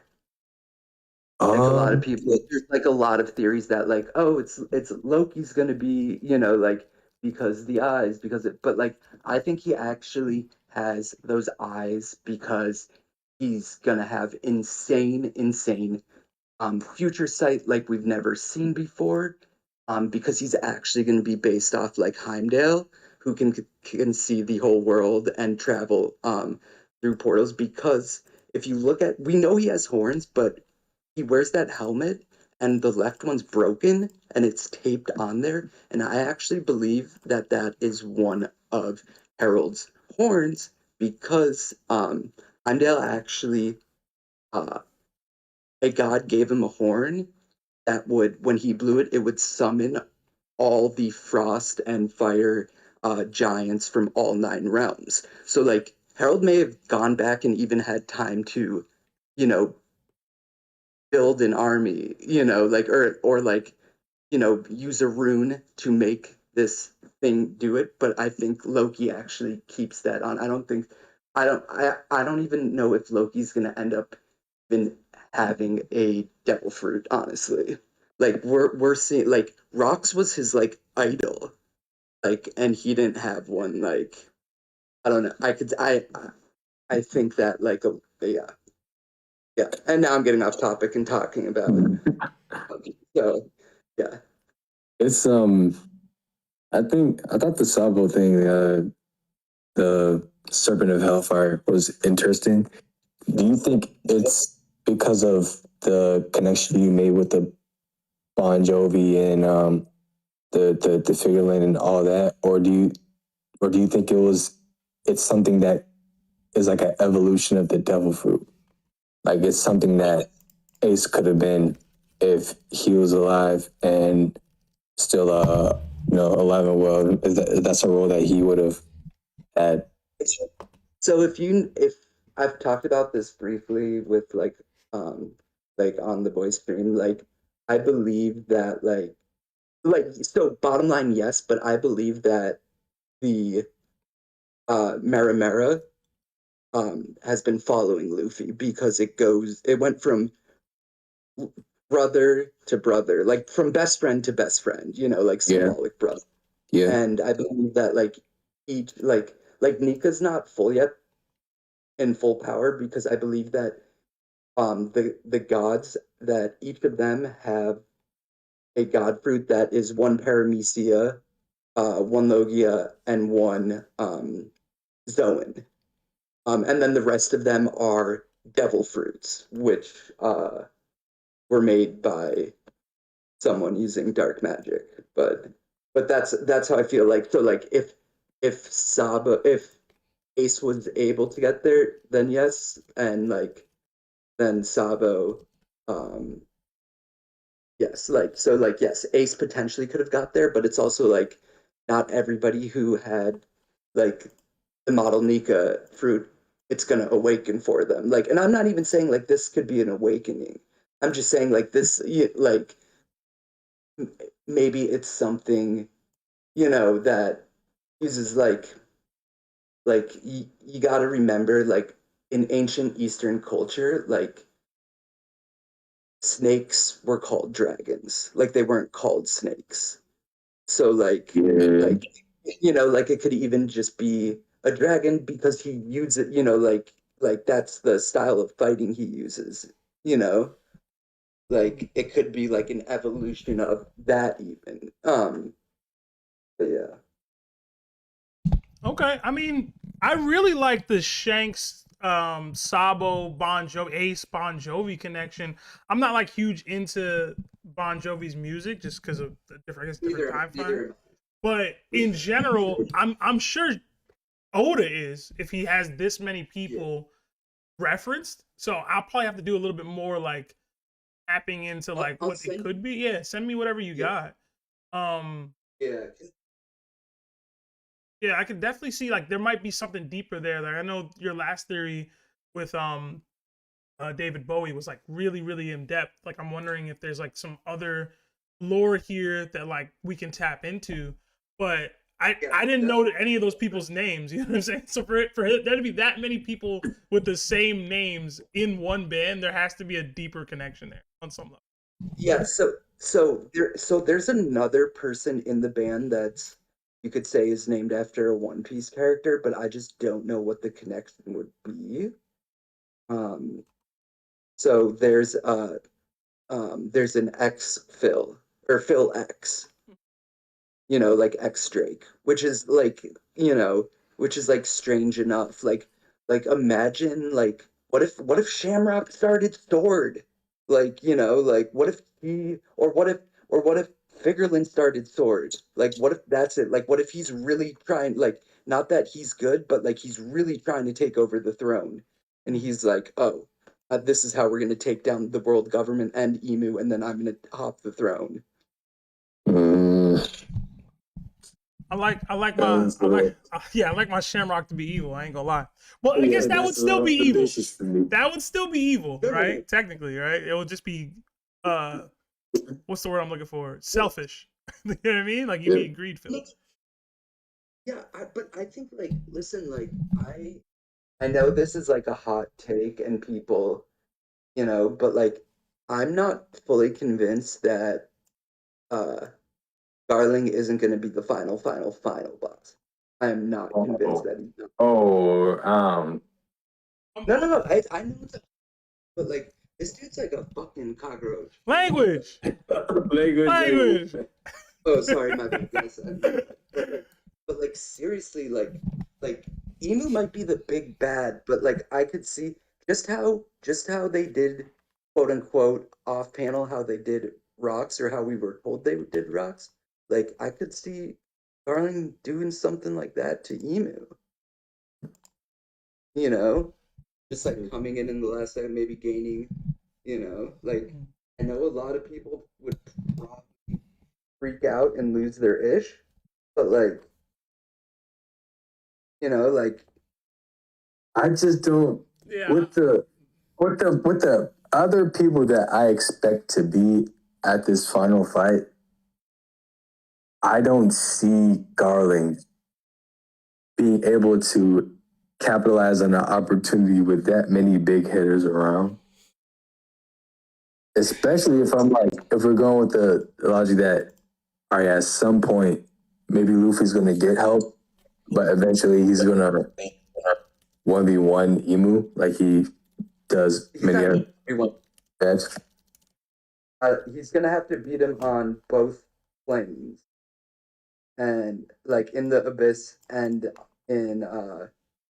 on Blue Star, and I've been leaning towards it's gonna be like Blackbeard, like, and then Blackbeard's gonna try and take whatever power he has. Yeah, I can see that.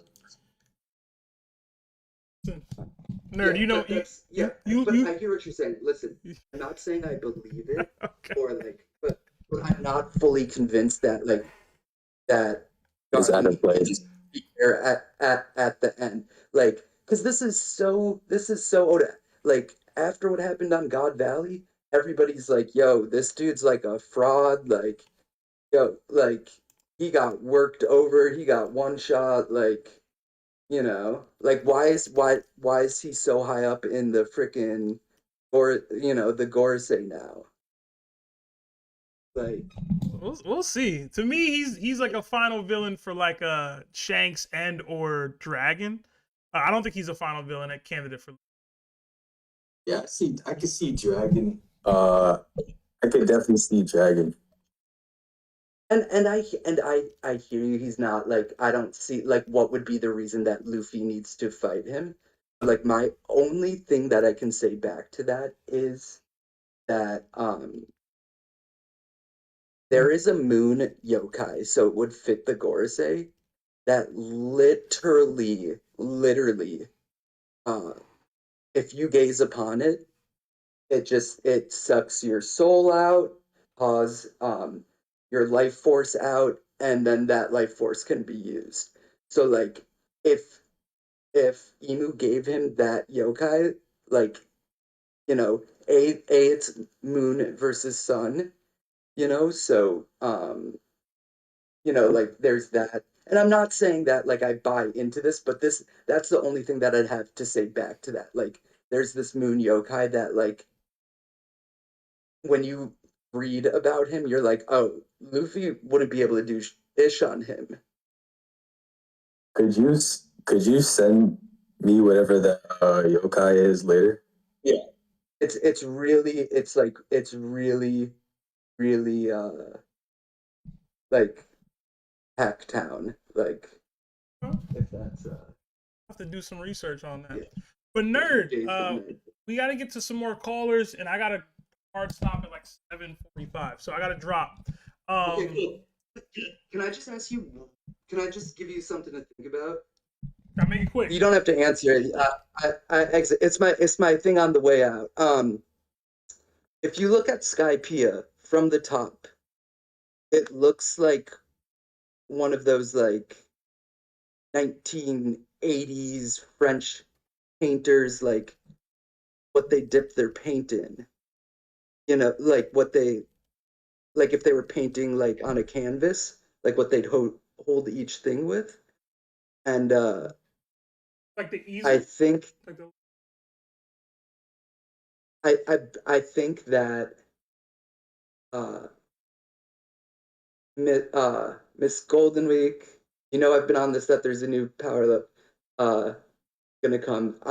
So I believe that she's the one that marked up the Shondorians and it marked up Dragon and stuff. And yeah, if you look at it from the top, it looks like one of those things that holds like the flat things, you know, that have like every color of paint around them in a drop. I thought they didn't they show Jaya and Skypiea together and it's like a skull? Like, isn't that like a thing? I swore that was like the big reveal for that. Definitely, this is after the knockup. Oh, you're saying just Right, Skypiea by itself? Like, there's a secondary Yeah, yeah, reveal yeah. there with that looks like an easel or whatever they're called for the painting. Yeah, and yeah, it's just strange to me. And if you her and Nolan both have like the same striped pants. And final thing, peace out, guys. The Sunny is gonna get Kuma's fruit now that we know that it can do intangible things can get devil fruits. Okay. All right. No, Maybe. they'd be able to teleport to the abyss, right? A thought. You know why? That's a thought. I'm trying to think how it would work with the seawater. But It's pretty interesting, given that Kuma was protecting the Sunny for a minute. Exactly. All right. I mean, I consider the Going Merry a part of the crew when we had the Going Merry. All right, nerd. Have a good night, man. Love you two guys. Thanks. Got a couple more super chats we'll read really quickly. Before we move on to our next caller, we got 5 from. I think Larry did tell me he had to dip. We got 5 from my name Tenzo. It says, "Moment of silence for all the people who have not heard Ice Cream Freestyle." For the reference, that is Larry's freestyle from when he was a young rapper in the streets, dropping mixtapes and whatnot. He posted the link a little earlier, so if you guys want to check it out, by all means. We got another 5 from Reggie J. And Lawrence and Lionel got to chill with Naruto blasphemy. Laughing emojis. Love the pod. 100. And then another 10 from Reggie J. It says, "Hello guys, how are you guys? Been a fan since 2022 during your piece and been ducking the Larry tax ever since," with a crying emoji. "And I'm here for all the anime smoke, starting with Naruto and One Piece." Yeah, man, thank you. Reggie, I think I saw you in the call waiting room a little bit earlier. Considering you just sent like $15, by all means, if you did have something you wanted to say, pull up on us. I'll try to get your call in, although I do got to wrap soon. All right. Hit it. I know you're here, kind of trying to monitoring stuff. Did you have something you wanted to say, or a question, theory, or anything that you wanted to put out there? No Broncos propaganda, please. I'll try on the Broncos part, but questions, theories. What did I had a thought? Oh yeah, I had a thought a couple of days ago. I said it briefly in Gen Chat, but I don't know if it got much traction. But it's about putting in her third eye going to be one of the major keys for Sanji finding the All Blue. I think that is going to be something poetic that after Sanji helped putting accept herself, and after they had an unlikely pairing and joining together at the end of Whole Cake Island, that at the end of the story, when everything's said and done and the dust is settled, that they're gonna be together and Pudding's gonna help Sanji find where the actual All Blue is with her third eye. I feel like that's going to be a secret or a revealed feature of her third eye. Man, I've never thought of that before, and I think it's great.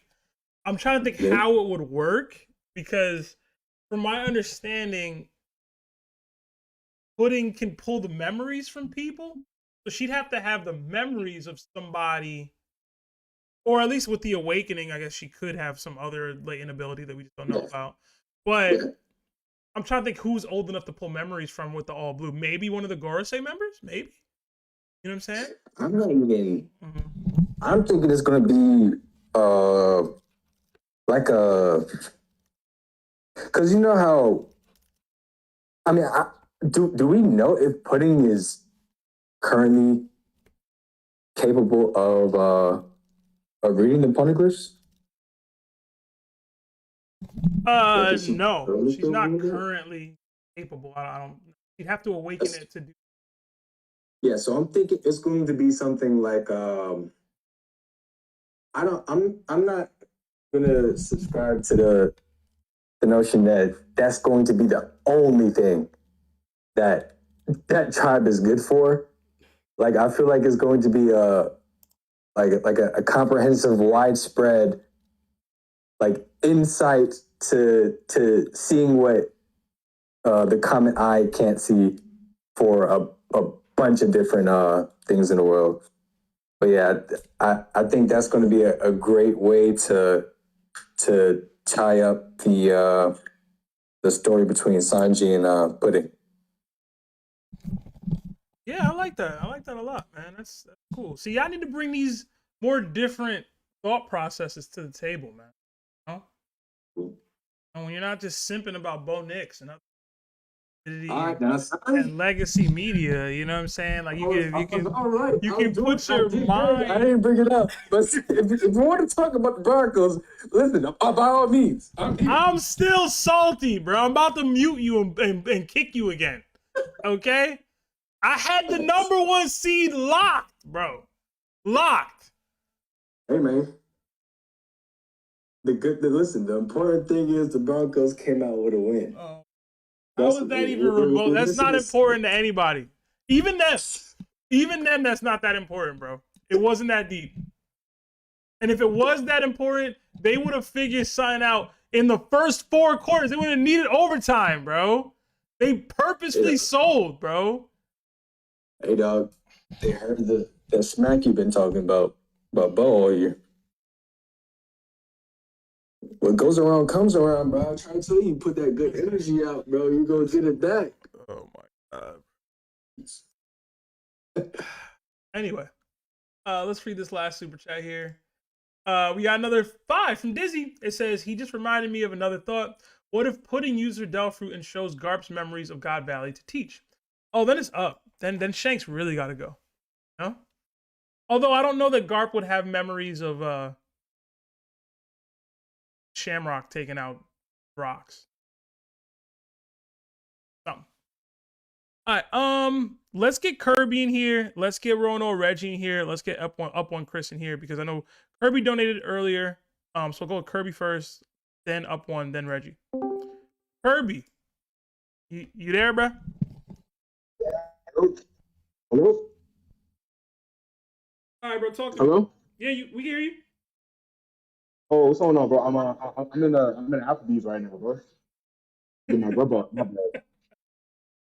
Yo, but I had a question. Oh, well, first off, shout out to Shanks. Shout out to Larry. You know, Megamind doing big things out here. So I got a real question, right? How did Shanks get into Marisa, right? Because Shanks, as everyone knows, he was a part of the Roger Pirates, right? He was running around with that Straw Hat on his head for a while. And we know that he's a descendant of God Valley, right? We can put 2 and 2 together and assume that at least, 50% of God Valley was part of the Davy clan. So now we have a person who was of the Davy lineage, right? Who was known to run around with not only the king of the pirates, right? The king of the pirates, the dude who found the One Piece, right? But he's running around with a straw hat, just like Joy Boy. And he just gets allowed access into Marie's Water. And then when he ditched on y'all, everyone's confused. How are you confused? Like, what are you to be confused about, bro? Like, nobody was doing the due diligence to look into this man's background. You know what I mean? That's like, am I crazy? Do I sound crazy? No, you're right. There needs to be better background checks. In the honorable words of Jamie Foxx, as I think I don't remember who it was. He was like the prime minister of somewhere, but in a Chappelle Show skit, you can't trust random niggas with things like that, bro. So you can't, bro. You can't. You can't. And they out here doing it. So hopefully they lock in a little better with their security system. But they was just recruiting Loki. So I don't think they really are, bro. So you know what's so crazy? And even when they brought Harold to see, like even they brought Harold into the film, I'm like, bro, what's stopping Harold from like pulling the Sabo, bro? What's stopping him?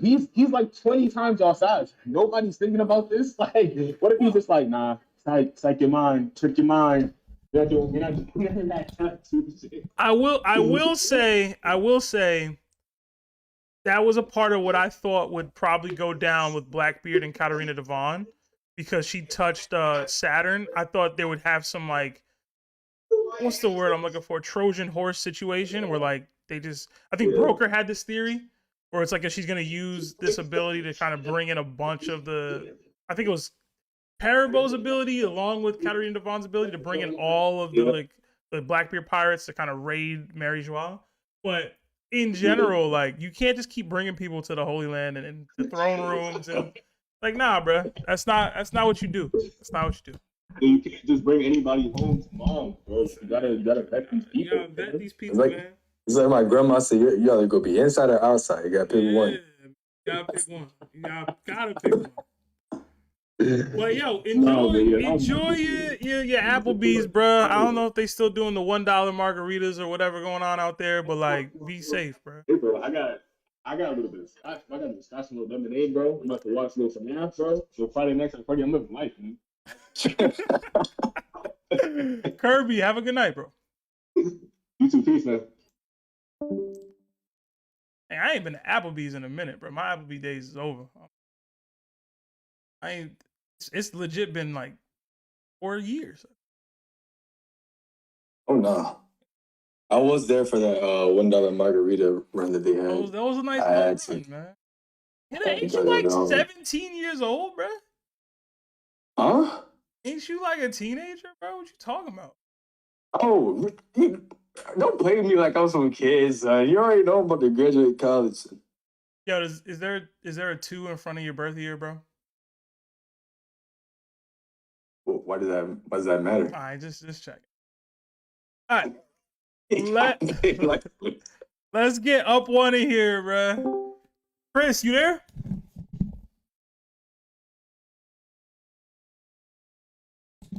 Up one going once.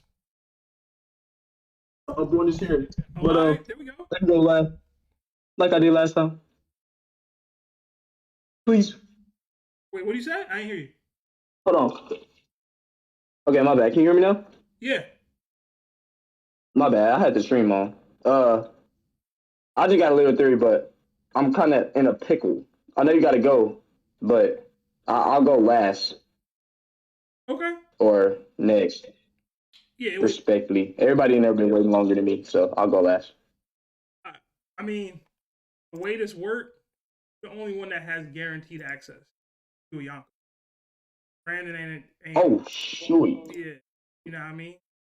So Reggie gonna get guaranteed access because he paid like $15 today.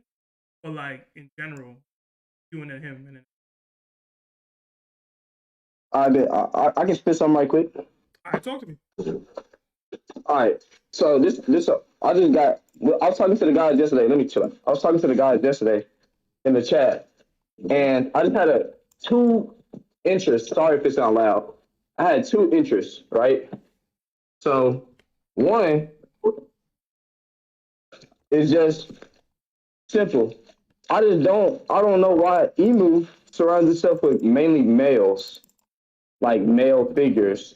And most of the Holy Knights are males. Most of the God Knights are males. Even the girls say it's all men, right? That's really one thing I was looking at.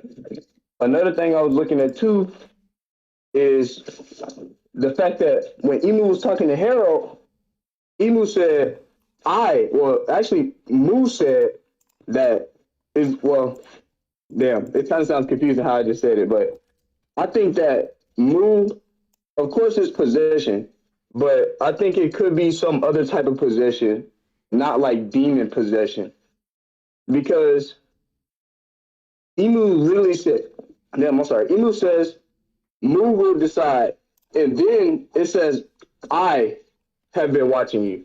So do you think that Mu is the entity that said I, or do you think that they're still one and the same? I think they're still one and the same. I think it's just like sometimes he has a way of speaking that's typically one way, and then he gets caught up because like you can't keep talking in the third person all the time. That's a stupid reason, but that's my reason. I mean, hey. Have you ever done that? All right, go ahead. My bad. Nah, I've tried talking in the third person for like 30 minutes and I couldn't do it. You know what I'm saying? You gonna slip up. Just is. Try that.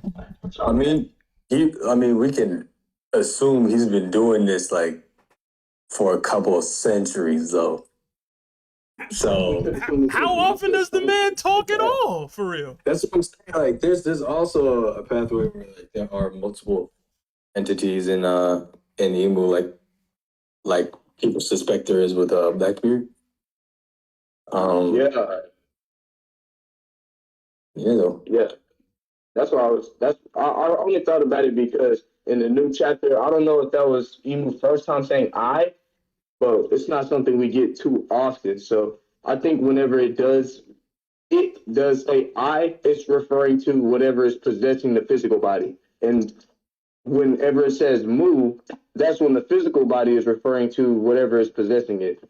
That was just what thought process I had. I like that. But I'm good, man. Appreciate y'all for letting me get in. All right, my fault. I completely misunderstood what you were originally saying, and I put up "Is Emu gay?" as the topic, so my fault. Twilight, All right, bro. Twilight, do whatever you feel like you need to do with that as far as the timestamps go. But yeah, man, that's where I thought you was going. You say he's surrounded with a lot of men. He could be. You know what I mean? I don't know. Could be. Hey, bro. Could be. Another thing I was thinking of too, and then I'll just follow. I was thinking that all the Gorsei could have been potential, like they could be potentially in love with Emu. That's why it's only been those 5 males for so long, and the fact that they're all males. See, you was thinking Emu was gay too, bro. See, I knew you was thinking that, bro. You try to act like that wasn't what you was thinking, but that's what you was thinking when you said what you said, bro. Sometimes you got to take the curtain off the show. You know what I'm saying? I ain't never heard that before, bro. But I just made it up. I just made it up. Oh, stupid. All right, Chris, I appreciate you, bro. Have a good night. Hey, man, I appreciate y'all, bro. Y'all be safe. Enjoy y'all day. Happy holidays, man. All right. Looking forward to the DDT, Seb. Yo, tomorrow. It's tomorrow, man. We up. Yeah, we up. All right. Y'all be safe, man. Kick me out of here already. Yo, you know you was thinking the same thing, Hidden, when he started his I was not thinking, listen, that's all you. Yeah. You know what I'm saying? He said Emu got all these men around him, right? All these dudes. Hey, that's where your mind wanders, bro. Listen, all power to you. If you do your free time, is all you, man. Listen, bro. He said Emu got all these young or old strapping men just surrounded by him 24/7. No hoes. I don't think he said strapping it. Oh, no y'all was young on edit, bro. No hoes whatsoever, bro. No hoes. Holeless. No women. Although I guess he had that Gunko lookalike chick or her by him at one time. But that's I guess you could pass that off as like, oh yeah, it's just a closer acquaintance surrounded by all the other guys. I don't know. Hey man. Shout out to Emu and his lifestyle. All right, next up, Roanoa J. Reggie. Reggie, talk to us, man. Reggie, you Yeah, how there? you doing? I'm chilling, man. I saw you glazing some Naruto in the chat there, bro, and you got the Naruto PFP. It don't gotta be One Piece That, related, technically. no, I got you, but I've been holding that down for a minute. But you and your brothers, but Larry, we tried to defend, but One Piece talk. Don't really have anything for now related, and there's people waiting. I was gonna say I'm a big fan. I appreciate y'all for the work y'all do. You know what I'm saying, and keep going. But I'll call next time with something more. I'm sorry for that, but that's all I got. That's all you got, man. You donated like $15, bro. Talk to me. I know you got something. Who's your favorite Naruto character? Oh shoot, shit, Naruto, Kashi, Itachi, shit, You wild, Midori. you mad basic, gang. I ain't gonna lie to you. So you can't be Naruto, man. Dude, that's tough. Nah, but for me, like, cause most people they be bashing, toxic, like with basketball and anime. You can't like anything. Everything's hate, hate, hate. So I ain't like that. So I appreciate the greatness. Yeah. Who outside of Naruto though that like was they popped up on the screen? You're like, hold on, I'm bought in. Ooh. He named a couple people. He said, I'm versatile. So I'm versatile. Solo leveling. Hakusho. Go old school, new school. You could name it. Shoot, Kenshin. Gintama. You feel me? Yeah, I said Trigon the other day. Y'all keep saying Trigon. Larry don't keep saying Trigon. That's tough. Trigon is him. Yeah, facts. I ain't gonna lie, he got it, bro. My homework put me on. I have to watch that. I ain't with the reboot like that. Faster Stampede all day, every day. I'm not watching that reboot, man. I'm good. Nah, I'm good. Yeah, I tried. OG animation coder, anyways. You really want to deep it. You said what? The OG animation's coder, anyways.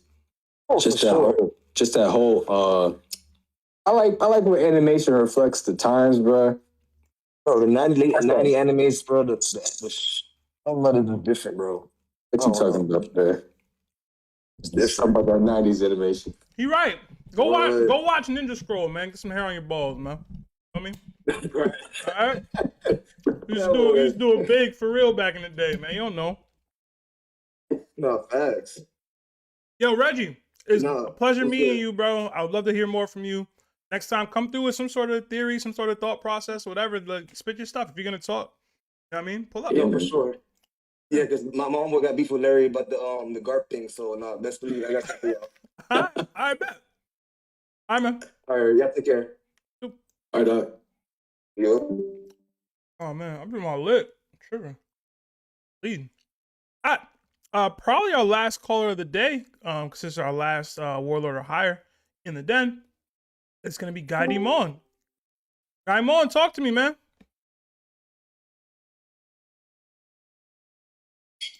Yo. All right. Mine's just like a speculation thing. It's just like a what if, and it's about Loki. What if Loki has a devil fruit, and Oda gives him a gimmick fruit like the shrink fruit or something like that, something that can make him turn small, like and shrink himself. Like he'll be able to shrink himself but still have his strength and stuff like that. Like that gives him like opportunity to still join the crew and be on the ship if they don't get a new ship. There's already a devil fruit on Elbaf called the Grow fruit, so I can see him having like the shrink fruit. I don't know, I feel like Oda would do that. And it would literally be like Loki would not want to use his devil fruit because him being small would make people perceive him as the thing he hates the most. It's like he wouldn't want people to look at him as a human, which is why he doesn't use his devil fruit. But that's the one he has. That makes sense. Because like, if he's smaller, we're gonna look at him as weaker, and he hates that. Mm-hmm. He wants to be looked at as big and bad. So I would personally hate it. But I could see it. You know what I'm saying? Mostly just because that would allow him to be on the crew. I feel like nobody on the crew has overpowered devil fruits except for Luffy. And they don't I don't think anybody on the crew needs to have an overpowered devil fruit. Well, so I feel like I feel like that being a devil fruit for Loki would be perfect. Well, It would still, he would still be a Haki man because he wouldn't be using his devil fruit. It would be more like, it would just make him more versatile.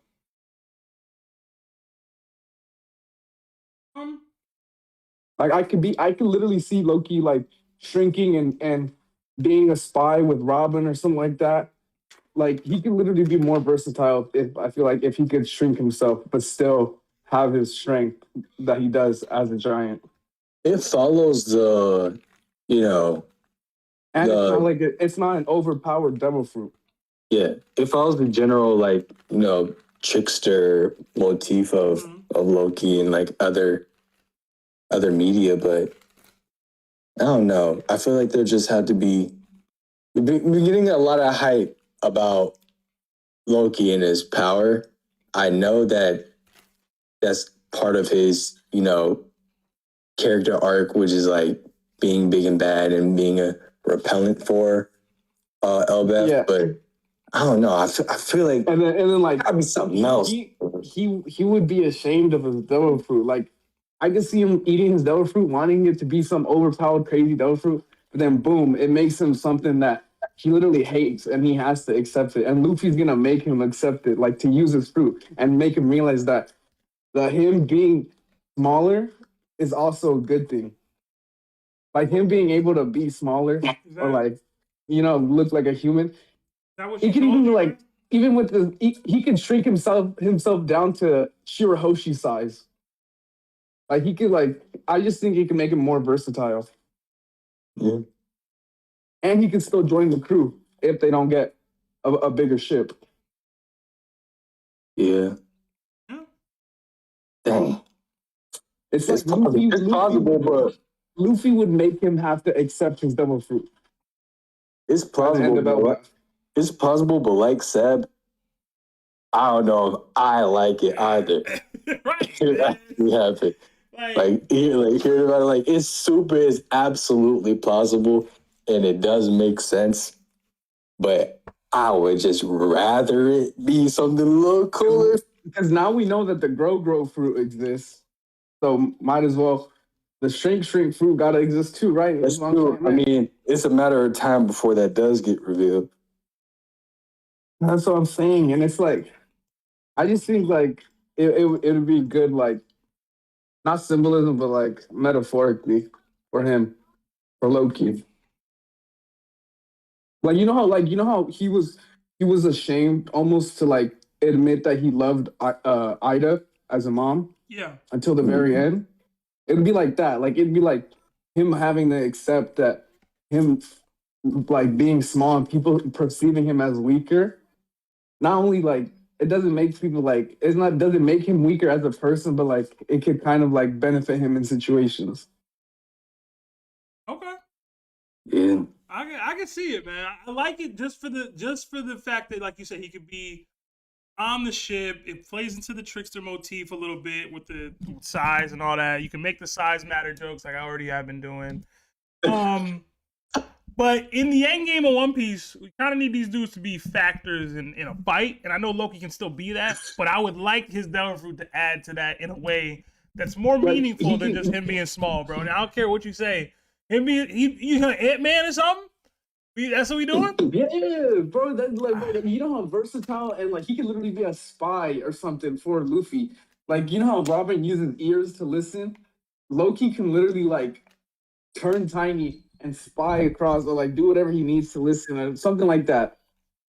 And to be fair, it's not an overpowered devil fruit because he's already freaking strong. Yeah, like it would go to kind of justify his bounty. It would like make him. It would have to make him be a more like he'd have to be more smart within his fights and like instead of just relying on his strength. You know what I mean? We do have to realize that he can't be too broken because we got other players in this story that need to handle these big fights. Break the verse, instead of him. F that. Break the verse. Let him break the verse. We broke it 3 times already. We it'll be fine. It's going to break eventually, but not. Not through. I don't see it being through Loki. Bro, we got Law with the ability to grant immortality, bro. Why that's can't Loki like- be broken? What's up? All right, so That's true. That's what I'm saying, man. you think Loki's gonna have a devil And fruit? ability? it's kind of like a gimmick fruit for him. Like I feel like Oda is so like he's gonna like I don't know. I feel like it's so possible. You think Oda's gonna give Loki ability that has him on par with folks like Kaido and Big Mom? Yes. No, I don't think it's gonna be an overpowered devil fruit. That's what I'm saying. Like that's what I want. That's what I want. Like even if he has the shrink fruit or something like that, I feel like he would still have to rely on his Haki more in fight. Yeah. Okay, real quick. It's not. With the shrink fruit, would he still be able to access his regular power with any move? Because like obviously he would shrink himself and the hammer, right? But like as long as he's still accessing ancient giant ability He or still power, has that strength. He still has that strength. He still has that blood flowing through his veins, even no matter how tiny he chooses to be. so what if he falls asleep? Does he shrink? Does he grow back? Like how does this work? Oh, it is so. If he falls asleep, if he falls asleep like while he's shrunk, then he stays like that until he wakes up, or until he chooses to make himself grow again. I'm about to say we can safely assume he's that proficient with his devil fruit. Sugar, eat one time. Man. Sugar. You talking about he got knocked out? Sugar, bro. Yeah. What if he gets knocked out? What if he's slumped? He just giant again. So I feel like that. I mean, for that you could safely assume he'd go back to his regular size. But then again, we see him. What do we think? Are those chains that he was? If that were to happen, Hold on. Hold on. Isn't he sea stone? Hold on. Is it sleep or got knocked out? Isn't Loki sea stone cuffed right now? I guess he would be back into his regular size regardless, right? That's what I was thinking. Like, if he was in sea stone cuffs right now, then I think it's safe to assume that's what he'd be like if he was knocked out. Yes, man. I don't know, man. I can see the vision. I just don't like it. I want Loki to be broken. And while this does present a different type of broken, man, it can happen. Or at least, or something, or it's a different type of devil fruit. I'm gonna be real. That yes, there is size alteration involved, but that's not what the fruit is. You know what I'm saying? Give him a trickster fruit or something, man. Give him something a little like different. some like type of trickster or gimmicky type fruit where there's a couple of different like features and stuff involved in the fruit, but it's not shape shifting. All the size fruit. Yeah. You know what I mean? All right. Gaimon, have a good night, bro. All right.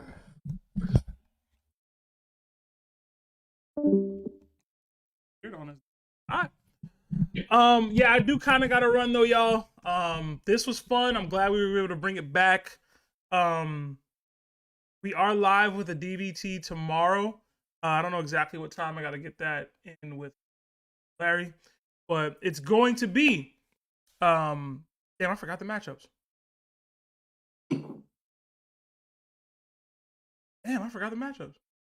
Oh yeah, it's gonna be Blackbeard versus Shamrock and Shanks versus Prime Garp. So tap in, let us know who y'all got, what diff, and why. We will be back with another call-in stream next week, same time on Tuesday, and then should probably have another DDT as well next week on Wednesday. I can't reveal that matchup just yet, but yeah, overall, hyped to be back. Missed y'all, and this was a lot of fun. Hitter, you got anything you want to say before we close out? No, just stay safe. You know what I mean? Crazy world out here, bro. Just look out, watch your six. That's it. Appreciate y'all. Like the stream if you haven't already, and like Hitta said, stay safe and have a happy holidays, y'all.